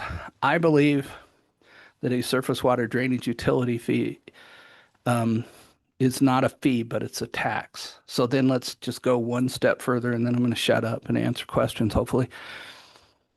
If a majority of the Laramie City Council can pass, Senator Crum was complaining last session that the reason they passed that ordinance was they had $130 million projects they wanted to complete on their surface water drainage utility. So if the Laramie City Council can pass any fee to deal with the $130 million problem, if that existed, that simple majority of the Laramie City Council, and so one more step, and that fee or tax, however you want to characterize it, is imposed on governmental entities like the University of Wyoming, our school districts, our county governments. If that fee is imposed on them, then the simple majority of the Laramie City Council has imposed an indirect tax on every citizen of Wyoming. Because the only way government in this state is funded is really via general fund monies. So if Laramie can impose $600,000 fee on the University of Wyoming has to go to the legislature and get the legislature to appropriate another $600,000 to UW's budget to pay Laramie for what a simple majority of the Laramie City Council imposed on the rest of us in Wyoming. That's not the way our system of taxation works, and that's a real problem. The solution is to exempt government entities from whatever fees are imposed for surface water drainage utility, and then you solve that. That's a pretty deep constitutional problem, I think.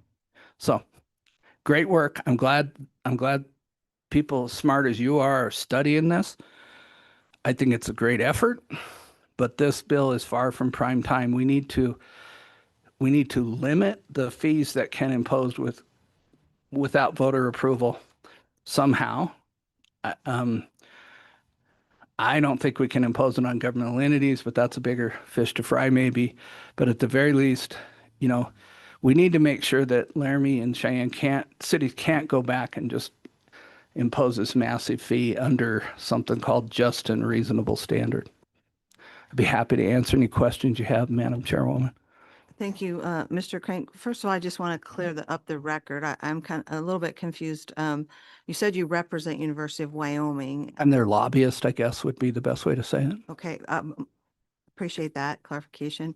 But my understanding, there was a representative from University of Wyoming on this work group. I understand that as well, ma'am. Okay. What I heard today, and I'll let you guys sort this out, because I said, wow, because I expressed the concerns I just expressed to this committee early this morning when I read the bill. I'm hearing, and Mr. Smith was driving madly over here. Maybe he can add, I don't know if he's here yet. Maybe he can add some clarity that Mr. Samp, who the UW representative was expecting to be able to see a draft of this, and he hadn't seen one. He was surprised I had seen a draft today. I don't know. We can sort that out. If UW did not express the concerns I'm expressing today, that's unfortunate, and I apologize for that. I'll take the blame for that. I should have probably been following this better or tried to attend all those subcommittee meetings. Thank you. And we'll get clarification from the university representative about exactly who was representing in the work group or not. And so, because that does create some confusion for the committee. Absolutely. Thank you. So are there any questions for this? Oops, thank you. I'm sorry. Yes, Mr. Crank. I was trying to get the witness's name out. Thank you. Thank you, Madam Chairman, and thank you for being here, Mr. Crank. So I understand that you don't think that the just and reasonable standard is sufficient, but it is a standard that didn't exist before, right? So it seems to me that the one thing you do get from the university, and everybody gets from this bill, is not only a standard, but also a means to test that standard. We can have a right of appeal. So you have due process. If you think it's not just and reasonable, you can go, there's an appeal process to be created. So there's a way of testing that against whatever that standard might be. The other thing that the university and others get is the right to claim credit for mitigation efforts that you're already engaged in. And that's, for the university, that's huge because you do a lot of mitigation efforts there. So that's a step forward, I would think, for the university. But what's your reaction to there is due process, and you might not agree with what the standard is, but there is a means to test that. Okay. Would you agree? I'm gonna address your second comment first. I thank you for reminding me. I meant to commend the committee. That credit system is a great idea. The Laramie ordinance, when passed, said we're gonna give some credits and we'll figure that out later. And then their subsequent ordinance or rules really provided no guidance, and the city manager decided it. It was not due process in my sense of but thank you for that. That's great work. University of Wyoming has spent in excess, just in the most recent years, the figure I remember is $10 to $12 million in remediation efforts on campus to keep our stormwater on campus so it doesn't affect the city of Laramie. So that's a great change. Just and reasonable. I mean, you're a lawyer. That's so vague and ambiguous. I just can't see that that's a real standard. And yes, I guess you have due process. You could, this statute also says there's an appeal process, which is a good idea. But who is the tribunal? How does that work? Is it like the Laramie ordinance? Does it just go to the city manager and she says yay or nay? How does an old couple that lives in West Laramie truly challenge something like this? They don't have the money to go hire an engineering fee and assess the cost and an economist and all that stuff. So I just, with all due respect, I don't think that is really true due process. Now, and my suggestion is it's a much better way to say you can impose fees for maintenance, repair, give Wham what they said they wanted at the last session, which is we need these fees, like Senator Schuler so eloquently expressed, we need these fees to clear our ditches, to maintain failing surface water utility lines. Just define it. Why do we, everything I see in front of the PSC takes 2 years to haggle out, and then there are 2 years of appeals. That's a horrible process. And if that's their standard and that's where that comes from, then it shows it's a very vague and amorphous definition. That'd be my answer, sir. Yes, it's some form of due process, but it's not a very good form of due process. You're looking at this issue, you know more about it right now than you will at any point in your life or any other subcommittee of this Wyoming legislature. Define it. It can be used for maintenance. It can be used for repair of facilities that existed on the effective date of this act. There are ways you could define it, and that's why I say it's not ready for prime time. I think that's the work that I hope the committee really does. Yes, please. Thank you, Madam Chairman. A quick follow-up. Does your suggestion require us then to define maintenance? Because there's a flood in my basement because the street's flooded. You dig into it and you find out the reason it's flooded is because the stormwater system under the street has collapsed. And it's actually collapsed because there's a problem downstream. And how big does maintenance get? Is that maintenance or is that new construction? Are we just creating a different definitional issue? Well, Madam Chair, through you and Representative Testick, that's maintenance is a hell of a lot, excuse my language, heck of a lot easier to define than just and reasonable. Just and reasonable is in the mind of the beholder. Anytime you try to limit the effect of a statute, it causes some hard work. But I think we could define what maintenance is. We could define, it greatly troubled me when I looked at the draft ordinance and it says this fee can be imposed for new construction. Maybe we say this can be imposed for new construction of existing systems that need to be repaired. That would cover your example. I just think with some real thought and work, we can do a heck of a lot better than just and reasonable. Any further question? Senator Guru, sorry. Thank you, Madam Chairman. Pat, thanks for being here. Appreciate it. I want you to know we finished with reasonable and just and reasonable fees. That's not where we started. Matter of fact, we were all over the board. We talked about tying it to sewer fees. We talked about tying it to a percentage of different fees. But as you well know, as well as anyone in being an attorney general, now being on the highway commission as you are, when you put fees and numbers in ordinances like this, it can have even a worse effect than what you're talking about with just and reasonable, because then 10 years from now, 15 years from now, the cost may have blown out those numbers. Now all of a sudden we're stuck with those numbers in the green book, and then we have to go back and change that. That's what led us to just and reasonable. We didn't start there. We tried about 5 other methods. So my question for you is, if just and reasonable doesn't work for you,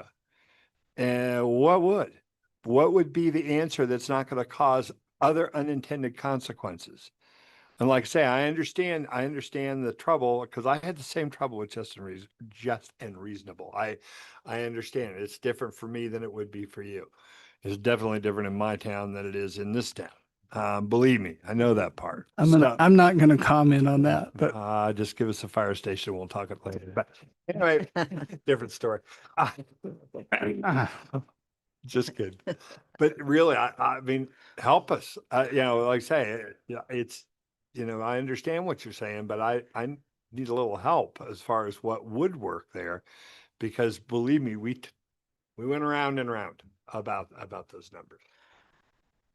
Madam Chairwoman and Senator Guru, I can't give you a magical set of words today, but I'm more than willing to work on it and give you every brains cell I have to try to come up with something better than just and reasonable. And I'll work with the committee and I'll do it through UW. But, you know, just some kind of rough dividing lines to me.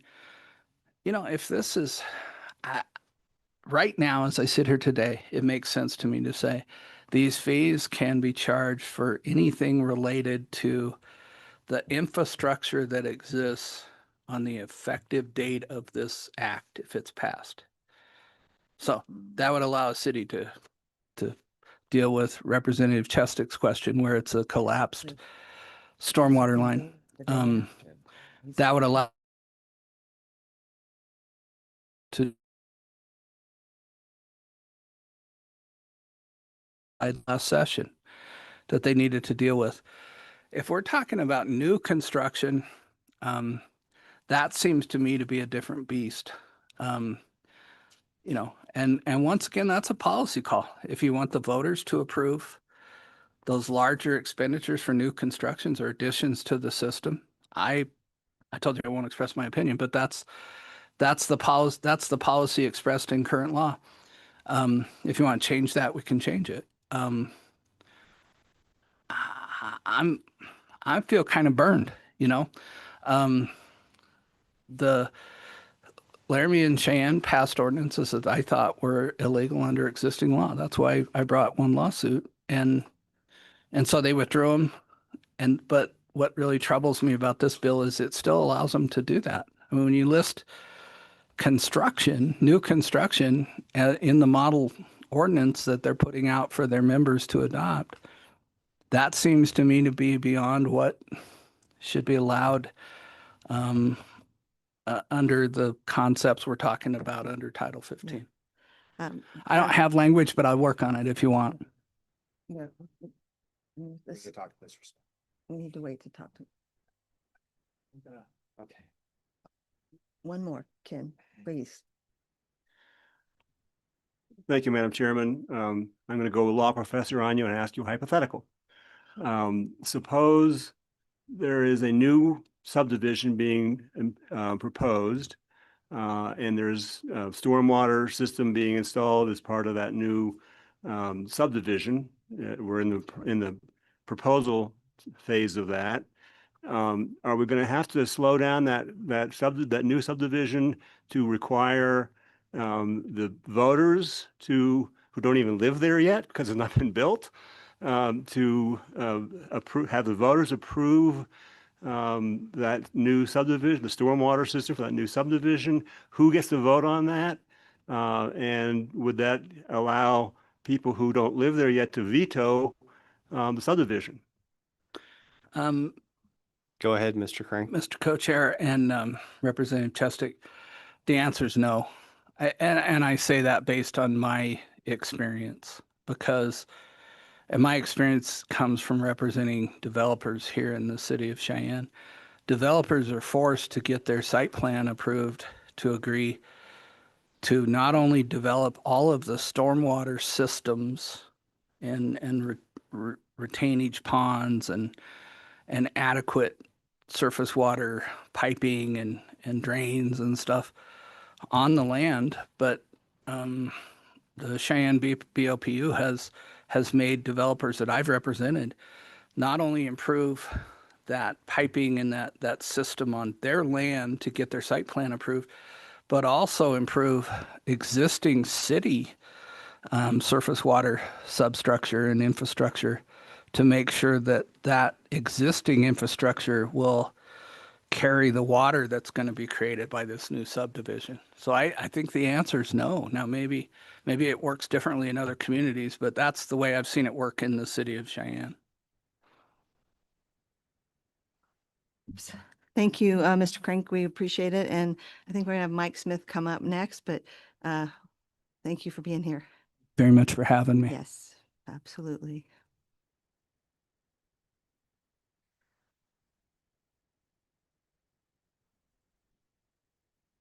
Welcome. Thank you, Madam Chair. Mike Smith, University of Wyoming. I do want to support what Mr. Crank said. As far as I understand, it's confusing, but he does represent the University of Wyoming on stormwater issues. He was hired by the university to focus on this issue with his legal expertise and expertise in front of the legislature on this issue and in our litigation related. And so I don't want to get into any of the comments on the proposed legislation other than to just say Mr. Crank speaks for the university on those points. I do want to add my mea culpa to Mr. Crank's on our lack of internal communication. We did appreciate the approach of the working group. I know there are a lot of people on this panel and behind me who put in a lot of effort and thought and time on that, and we're good enough to include a university representative there. And so thank you for that, and I recognize all that. And I just want to say we appreciate that. I hope you all can show us a little grace in this time of transition, and we clearly dropped that ball, but we want to continue to work with you all. I know this is one step in a long process, and if you're inclined to move forward, we hope we can continue to have a voice at that table and have everyone on notice that we have some serious concerns, and hope we can address those throughout that effort. Thank you, Mike. Thank you. Any questions for Mr. Smith? Vice Chairman Boner. Thank you, Madam Chairwoman. Would that mea culpa extend to the working group and this committee as well? Well, my apology to you all Thank you. is equally to everyone in this room and on that committee. Anything else? Oh, okay. Thank you so much, Mike, for stepping up and clarifying for us. I think that I saw some responses from the gallery from some of the municipality folks. I'd like to give them a chance to respond.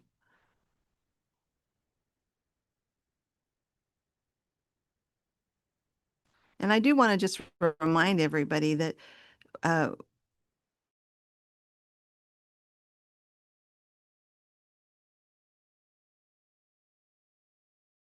holders, which did include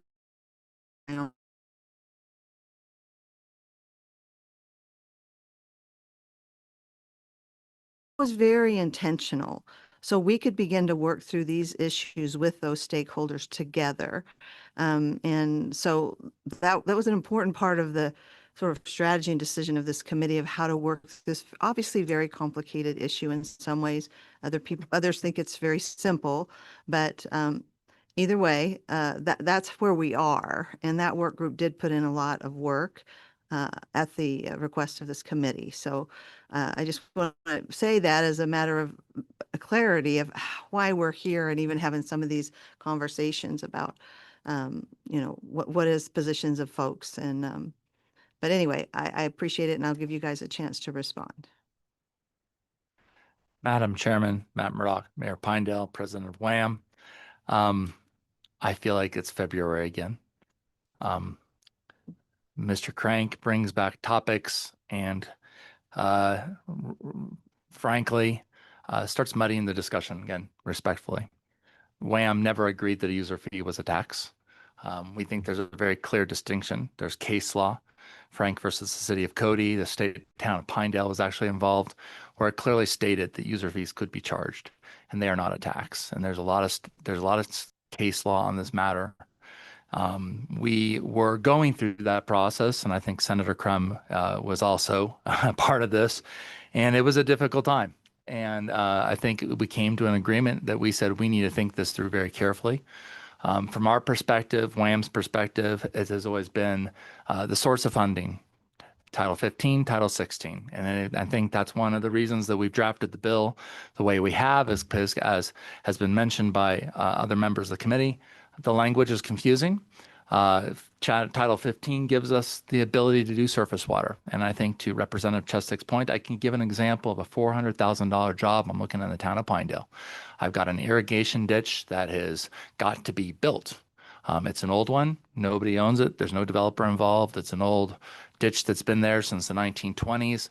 I have a $50,000 a year agreement with a local rancher that allows us to kick water out through his property into the stream. And we are now looking with the DEQ and others to put in a ditch. It is new construction, but it is part of the system.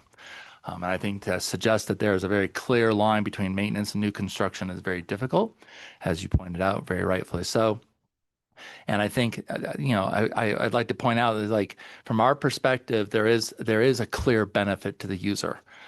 We are attempting to A, protect their property, B, make it safe. It may not be. I mean, let's be honest. Who wants to find out that flooding destroyed your house and wish you'd been paying for 10 years not to have surface water thrown into the town? Maybe some of these things are fees that you pay because you never want to have the problem. I wish I could say, look at this. This fee directly avoided X problem. It's not always the way it is. I mean, we still buy insurance, and many of us live much longer and never get the disease or illness that we thought we were going to get, but we're still willing to pay that insurance.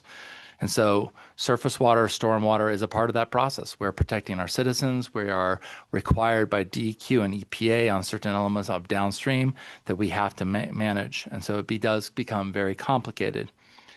There are so many things I really want to say, because I was probably the primary spokesman on this issue during the session, and I literally just went back and pulled up a bunch of my old speeches, which we don't want to go to. But I do want to point out, we do have Ms. Wade here from Laramie, but Mr. Crank brings up the University of Wyoming's baseline estimate was 10.2 million square feet in the city of impervious area in the city of Laramie. Based on that was being billed at about 20,400 billing units at about $1.67 a month, came up to about 400,000. I think that did get changed down the road. But when we did go to them in that discussion, we did take a look at all the retention bonds and everything that were available. And based on just the same calculations, over half of that bill went away because of all the mitigation that they had put in place to deal with surface and stormwater. So that's one of the, actually, frankly, University of Wyoming is one of the reasons I took the time to make sure that mitigation was in there, because I know there are many people who are mitigating and they should benefit from the work that they do on that. Now, what that comes out to the exact amount, we can, that goes back to the just and reasonable argument. I get very nervous when you have a public utility that deals with issues of greater grandeur than some of these things and has done it for over 100 years, and just and reasonable is their code that they go by, that we're going to find another definition for it. I think that means we have to go and create another law that says, okay, in this case and in this utility, it's this word, but in this utility, it's that word. It's going to be very complicated. Not that it can't be done, obviously, but I think, as the committee will know, we worked around this for months trying to find that right wording, and we worked very hard to come up with a compromise that we did. Towns and cities, we have stormwater issues, and the state doesn't want to give us funding for them, and we have to get them funded. We have to get them taken care of, and it's either going to be through a tax or it's going to be through a user fee. And I repeat myself, a user fee is not a tax, and there's case law that says that. So I just want to point out that I'd really rather not go back to February. I feel like I'm right now on February 10th right now, and I had a couple of speeches I gave before a couple of committees. I think we have a great bill in front of us. My recommendation to this committee is pass it, move it forward. We all know there's going to be more discussion that comes on, but this is a great bill. All of us from different sides have worked on it.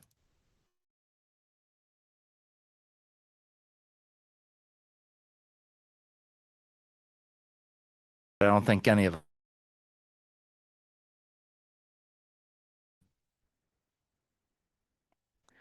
Honorable Chairwoman, members of the committee, as you know, I'm Jennifer Wade. I represent the city of Laramie.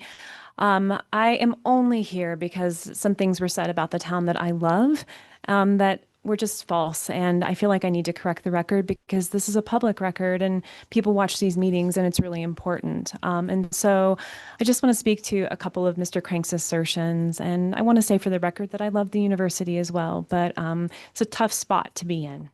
So Laramie, Mr. Crank asserted that the reason we paused the ordinance, the reason our council paused the ordinance, was because of UW's lawsuit. That's simply not true. Our new fee went into effect on July the 1st. That ordinance was paused by our city council.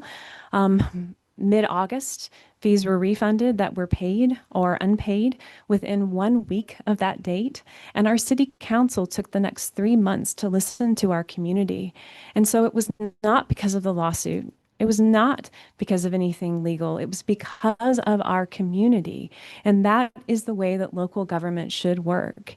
Yes, we passed an ordinance that, in hindsight, I do not believe would be qualified as reasonable under the language that you have before you today.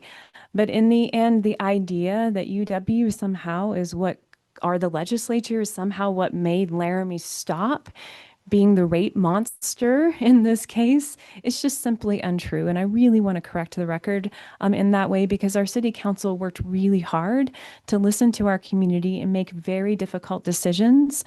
We have our vice mayor here today, and she was texting me the same thing. And so I just want to make sure that I get that on the record. Secondly, I disagree entirely that the draft before you today would allow Laramie to do the same thing again. And it comes down to that reasonable standard. And I'm going to go into some of these engineering-based methodologies with you a little bit more, so that you know I'm not just asking for your blind trust.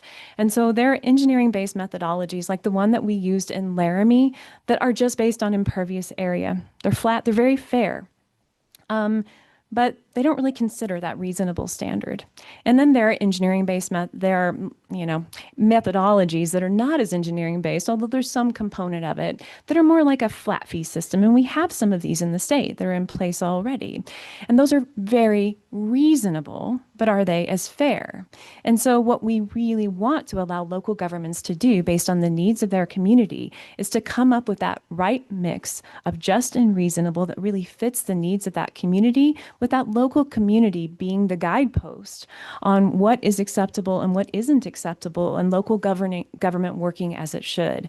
And so I disagree entirely that, and as does our vice mayor, who's here today, that the ordinance that Laramie adopted at first would have been considered reasonable based on the draft legislation before you.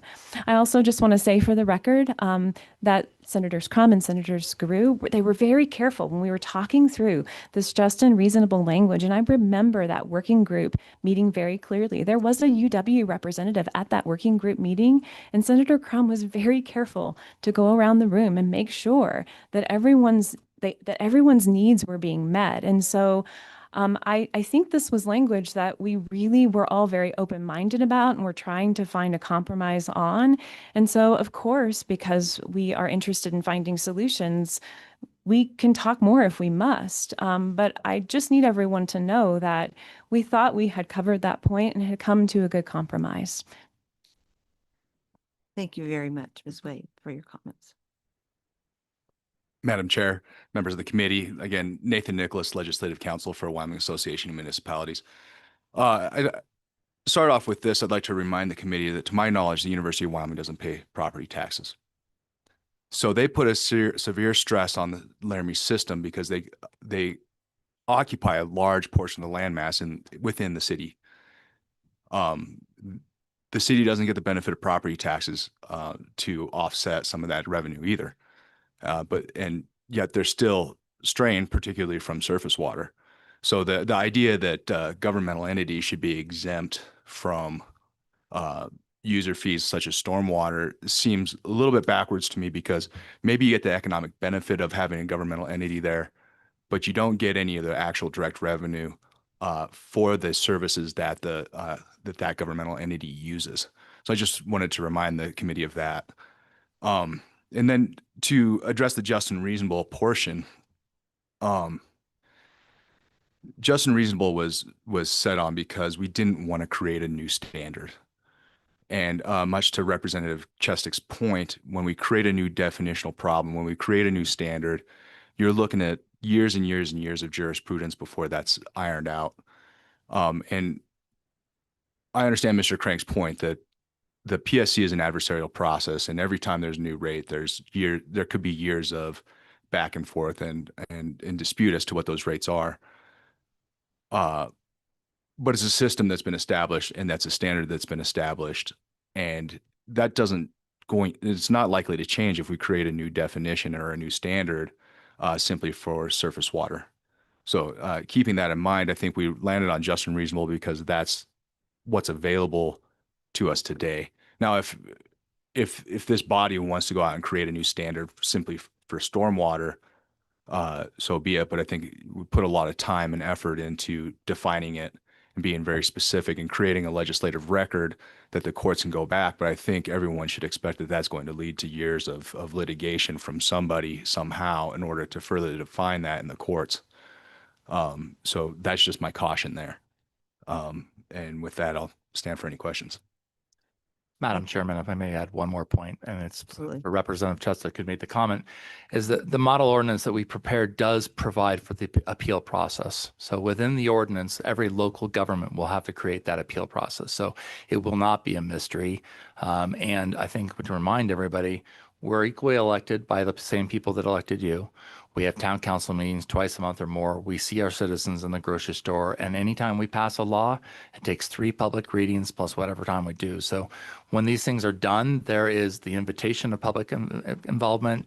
We also finally have the final measure, and I've seen it happen several times where laws get passed that people don't like, and those people are unelected from office and laws change. So not to beat kind of some sort of Republican push point there, but I do want to say there is a means to hold people accountable.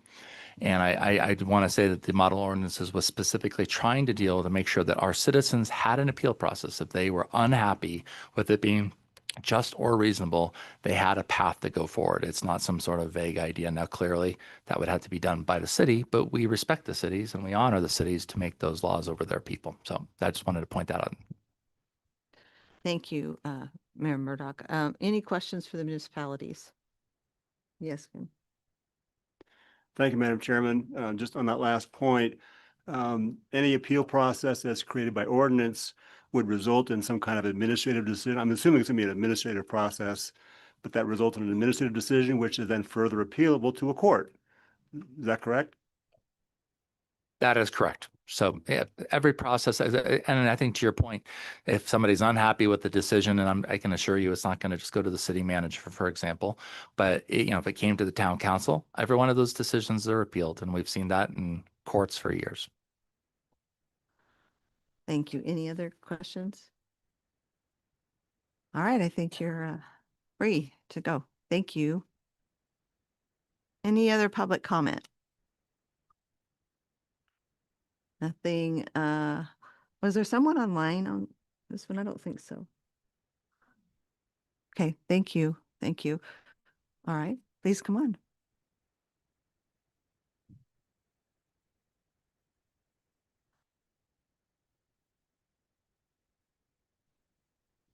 Hello, I'm Brian Terrell, Madam Chair. Welcome. Welcome to Select Water. I just had a couple of questions. Basically, I'm pretty easy person. I'm a private citizen, and there's already a process in place, and there's been one since 1995. But according to the city of Cheyenne, they have the 6th penny. State law allows for counties in cooperation with cities and towns to fund specific projects through voluntary sales tax. Counties, cities, and towns pass resolutions that include proposed projects and amounts needed to complete those projects. Voters then are asked to vote on these projects.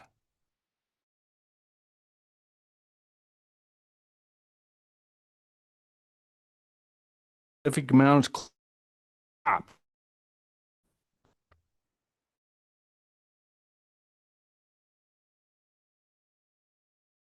projects, but for this year, how come stormwater isn't any of them? If it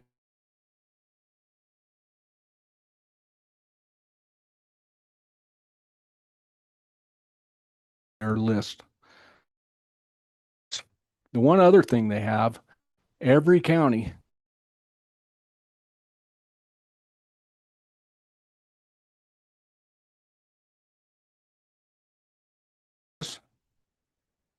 the town of Burns, street and alleys, 1,850,000. The upgrade, repair, construction, ongoing maintenance, towns of Burns.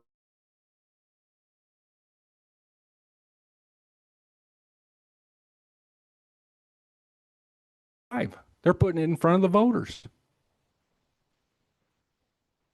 reason there's so much confusion is we aren't following what we've had in place since 1995. That's all I'm asking is we as the voters, the people, should have that opportunity to vote on these projects. Where's the sunset on the stormwater? We just going to give a blank check? 130 million? What happens when they exceed the 130 million? Are they going to continue in Laramie? What about Cheyenne? I think I saw we're $7 million a year. For how long? That's not good government. That's not being accountable to the voters. That's just giving them a blank check. That's not fair. That's not fair to the people. Put it in front of us and let us vote on it. It's been that way since 1995. Stand for any questions. Yes, sir. Any questions? Okay, thank you for being here. Okay. Representative Fortune. Thank you, Madam Chairman. Mr. Terrell, I'm just curious about that. We've had many conversations about this, but I want to be clear. Are you talking about any stormwater drainage expenses, or are you talking about capital construction? I'm talking about capital construction and any maintenance that goes along with that. I mean, and I'll point out to the city of Cheyenne, they have a maintenance deal for the Greenway for $3 million. If we truly were worried about stormwater maintenance in Cheyenne, why isn't that there instead of the Greenway maintenance? I think if we're going to give anybody money, and $3 million is a lot of money, $7 million is a lot of money, there should be some accountability to it, and there should be a sunset. I mean, you know, we're still paying for World War I. I think 12.5% of every semi is a tax. It never sunsetted. We still pay it, and it's part of the problem in our country. We need to have a sunset. They did with the 6 penny. Every one of them here. Greenway maintenance. The estimated cost of the project $3 million. So when it hits $3 million, they stop collecting for it. Any further questions? Thank you so much for being here. Thank you. All right. Any further public testimony? We are closing public testimony. Committee, what's your pleasure? Madam Chairman, Yes. just as we worked through this, we had a working group that included a lot of folks, a broad base across the state from all over the state, including obviously legislators, the cities and counties. We had business people on this from around the state. Certainly the University of Wyoming had a representative, which a little bit different than the testimony we heard today, but yet we hear some very valid facts today. But what this bill does, I really personally, and I hope this committee feels the same, not to go back to February or to April the year before, that this bill does some really good things that I've heard nothing against. Number one, it does start to clear up the ambiguity between 15 and 16. Maybe it needs tweaked a little bit more, but it does clear up the ambiguity between 15 and 16, which has caused this problem. Number two, it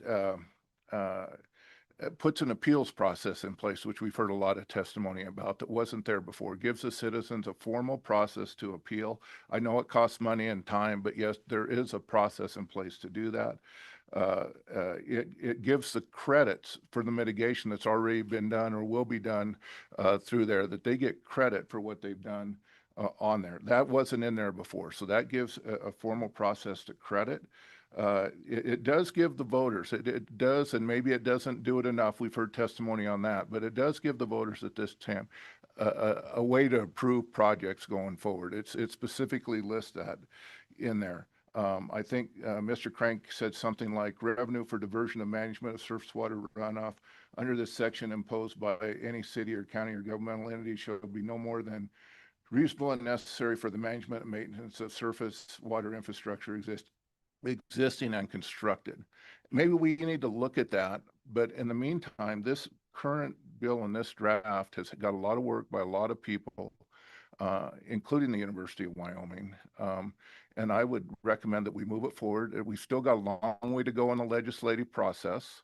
If it needs tweak, that we can discuss it, tweak it, bring in other stakeholders to have conversations as we move forward. But I really would hate to go back to ground zero and start this thing all over. So it'd be my strong recommendation that we would approve this bill draft for to be introduced through some committee at the Management Council's discretion on this upcoming legislative session, that we can continue the legislative process and have further discussions about what needs to be tweaked.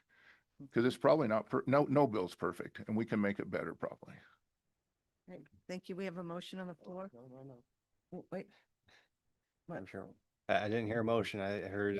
I'll make that. I thought he didn't make it. Okay. And clarification on the motion, because we do have another meeting and we could say this is what we're working off of and still work on it between now and the next meeting and put together a finished product, one that has the information, takes into account the information we heard today, while recognizing that I think it's important that we do respect the work of the working group. And I think Senator Crum is exactly right, that we have to, this should be what we base our work off of. I'll express my frustration with the university right now for what we saw today. That's completely unacceptable. And so we do need to do better than that, but I think that we can, use this as a baseline and still make some tweaks, hopefully with all the supposed to be represented, actually being represented, and having, when you say something, you agree to something, it should mean something, right? Like we thought we had today. And so maybe there's some middle ground here where we, this is the draft that we're going to be working off of, but also recognize we have 2 more meetings technically. And we don't necessarily have to make a final decision today, except to say that, this is the starting point and we appreciate your work. Well, Vice Chairman Boner, I appreciate all of that, would even agree with some of it, but we had a motion on the floor and a second right there. So I think we need to follow the, and then, Okay. and then these comments accordingly, because I don't. Well, I agree mean, with- those are my comments. Yeah.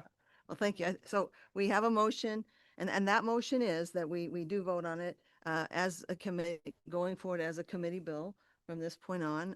Again, Senator Boner's comments gave a alternative, so we can discuss that, but again, further discussion on the committee.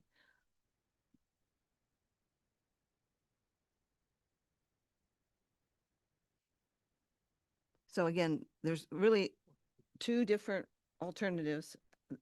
One is in the motion now is to pass it as a committee bill out, and the other alternative is to move to the next meeting and give a chance consideration for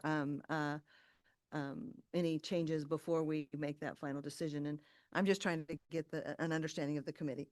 Representative Chester. Just procedurally, how do we work that right now? If we vote yes, it goes forward. If you vote no, it dies. Maybe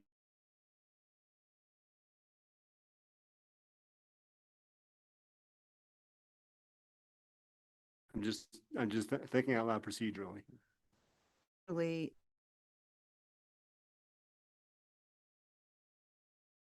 a committee bill, but as a continuing.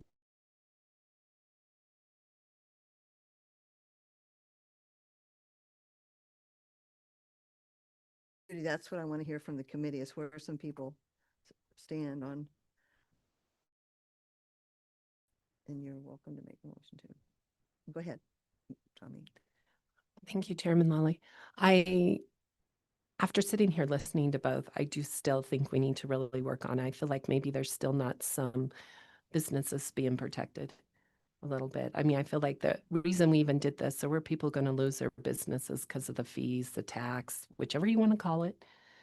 And I want to see that clarified. I feel I can't say yes today without that being clarified for me.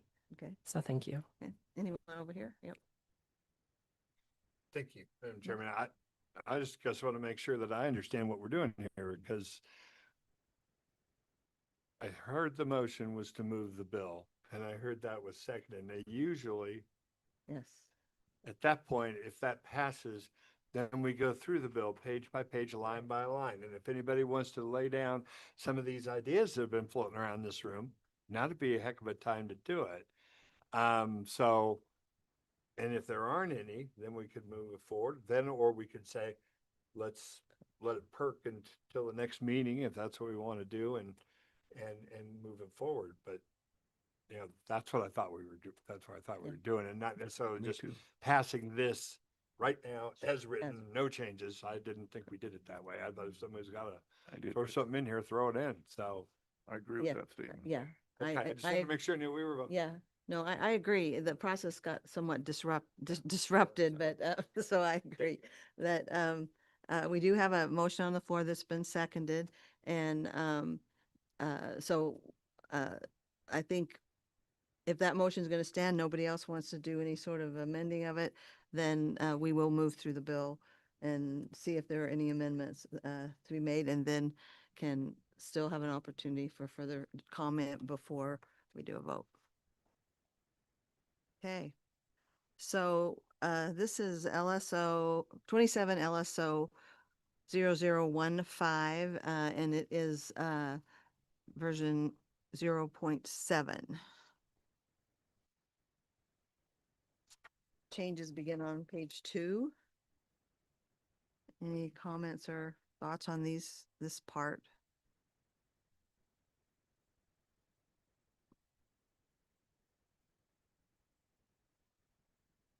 Nothing on page 2. Page 3, starting on line 13, is the new language being inserted into the statute.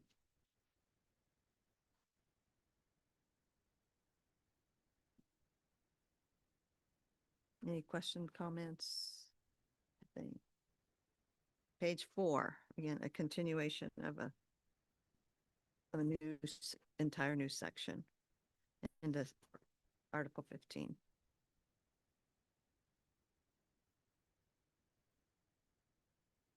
Making it easy. Page 5. This now gets into Title 16, definitions and powers. 6.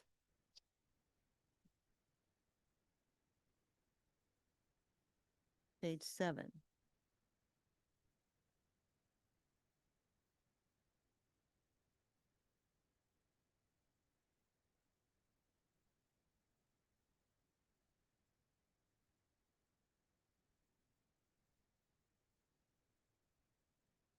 Eight. That's line 4. I mean, excuse me, 2, 4, or excuse me, 2, 5, 9, and then 13 through 20. And then the last thing is effective date. So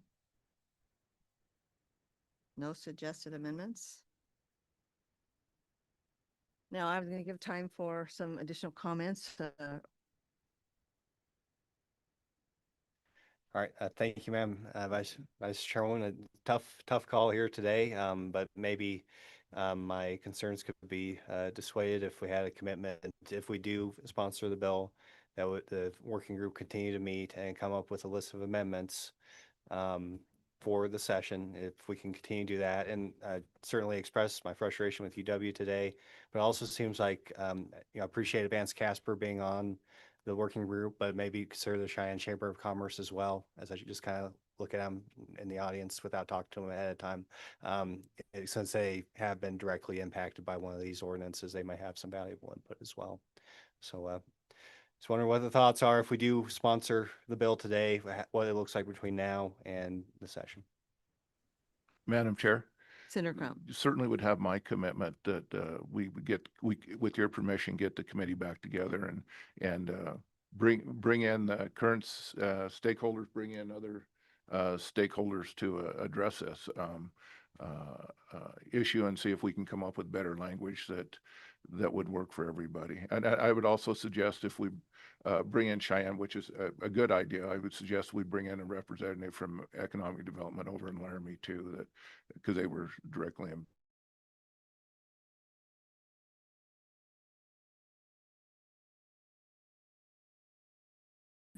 that's a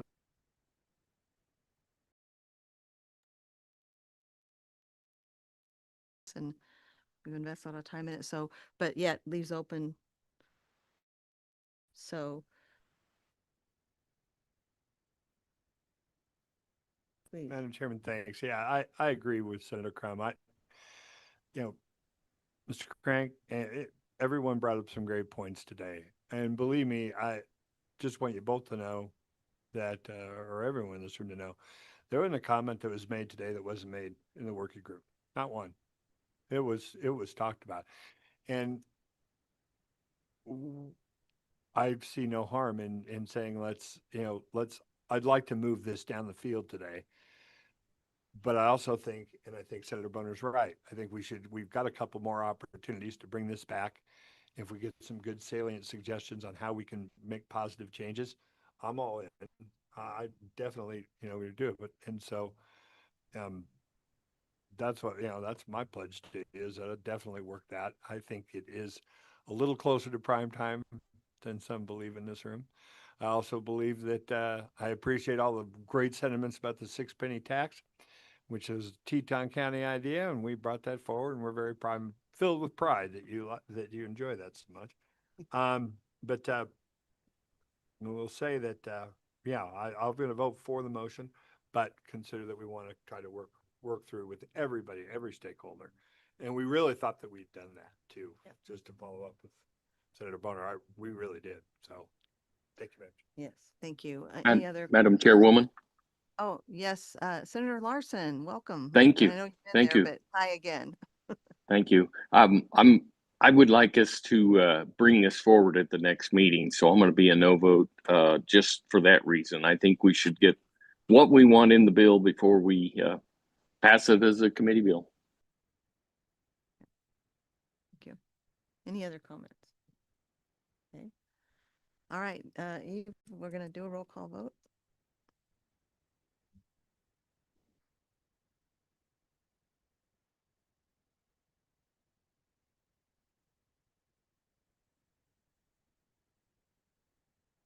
This is a roll call vote to sponsor 27 LSO 0015 Surface Water Management. Senator Crum. Aye. Senator Driscoll is excused. Senator Grew. Aye. Senator Jones. Aye. Senator Larson. No. Representative Banks.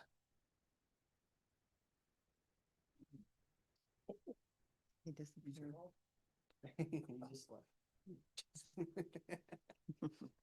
Excused. Sorry.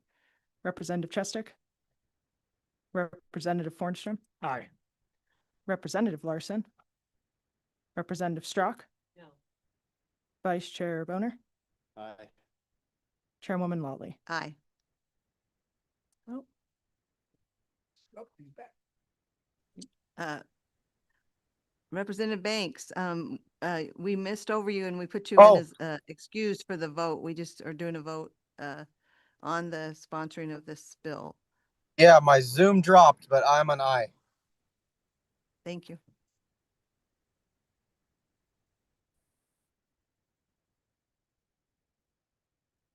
Madam Chair, that is 9 aye, 2 no, and 1 excused. Thank you.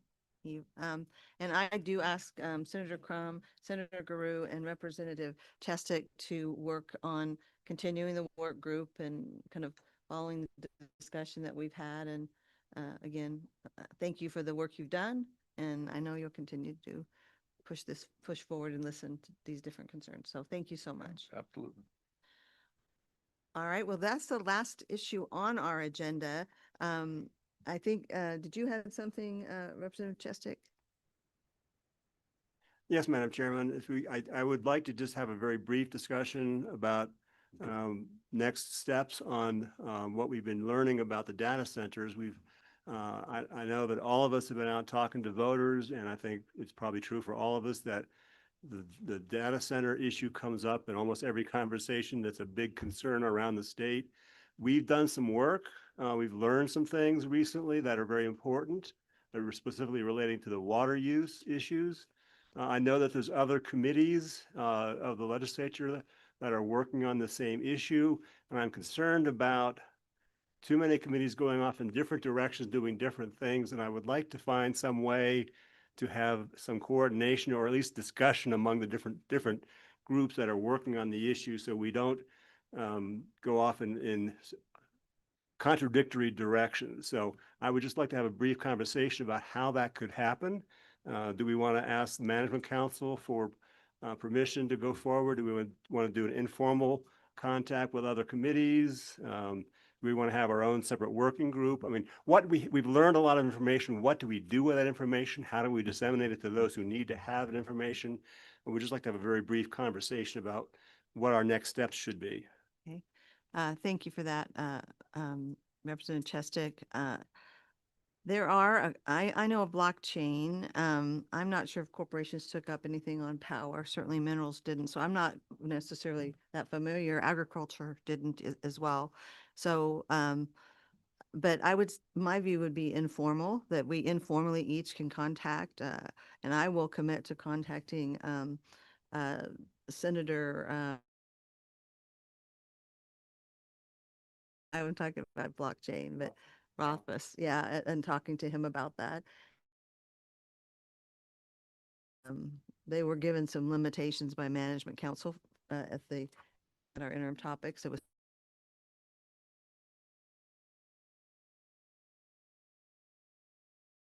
to do that, and then we can, have a conversation maybe in November to see what from there where we are. And but I don't know about any formal way. I don't see Management Council at this point, this late in the interim, doing something.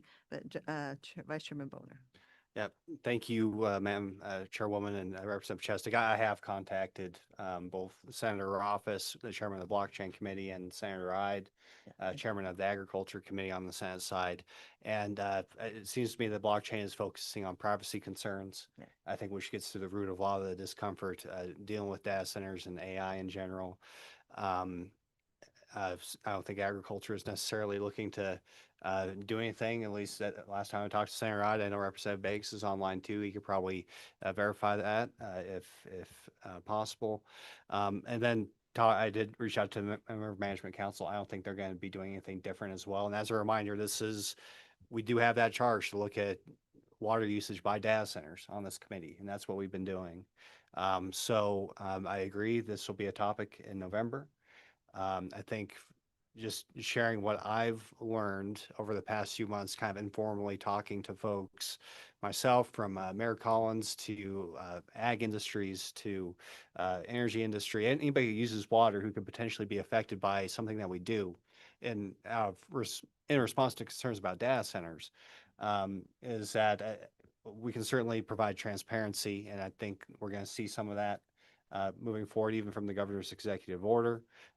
We see that voluntarily happening with a lot of, or not all, but some of the AI companies. I think I can say that Meta's made that commitment. I know that Prometheus Hyperscale's made that commitment in their facility of Evanston to have their water usage be on their website. And so there's different ways of doing it, but right now I think for certain we need more transparency, and it looks like we're moving forward in that direction. And even the state engineer is working on transparency as well. Yes. And so that's what a brief summary of the work I've done as an individual legislator since our last meeting, and the conversations I've had with my constituents. I'm sure we're all having the same thing. So hopefully that's a little bit more information. Like I said, Madam Chairwoman, I think this absolutely does need to be a topic in November, and we'll know more then. But certainly look forward to what else the committee thinks. Yes, so thank you for that, Vice Chairman Boner. And similarly, I have discussed with other industries because they are watching and kind of seeing, and some concern they've expressed is any sort of focus on a particular industry, hyper focus, so to speak. Some of them would call it that. And so it's a lot of consideration, and I agree with you as far as sentiments of Management Council, but so again, I think individually we can all continue to do that work. We'll come back to just have a brief discussion. It'll be on the agenda just to talk about where we are in this interim on that topic. So And really the topic is more generally, I want to be clear about this because it's kind of important with how we interact with our management council with regard to what were approved topics. Our approved topic is the consumptive use of water. So again, very broad. We did zero in on something that is very important to the public and remains important to the public. But we need to remember that the topic relates more broadly to overall consumptive use of water. So with that in mind, as we move forward to a November meeting and a time to sort of just see where we are, regroup a bit. So any other comments or thoughts about this? I know some of you are ready to go home. I don't blame you. All right, well, I think that's what we'll plan to do. And I hope Representative Chestic that kind of answered your question. Yeah, thank you. All right, with that, we are adjourned. I wish I had a little maraca. We could do that instead.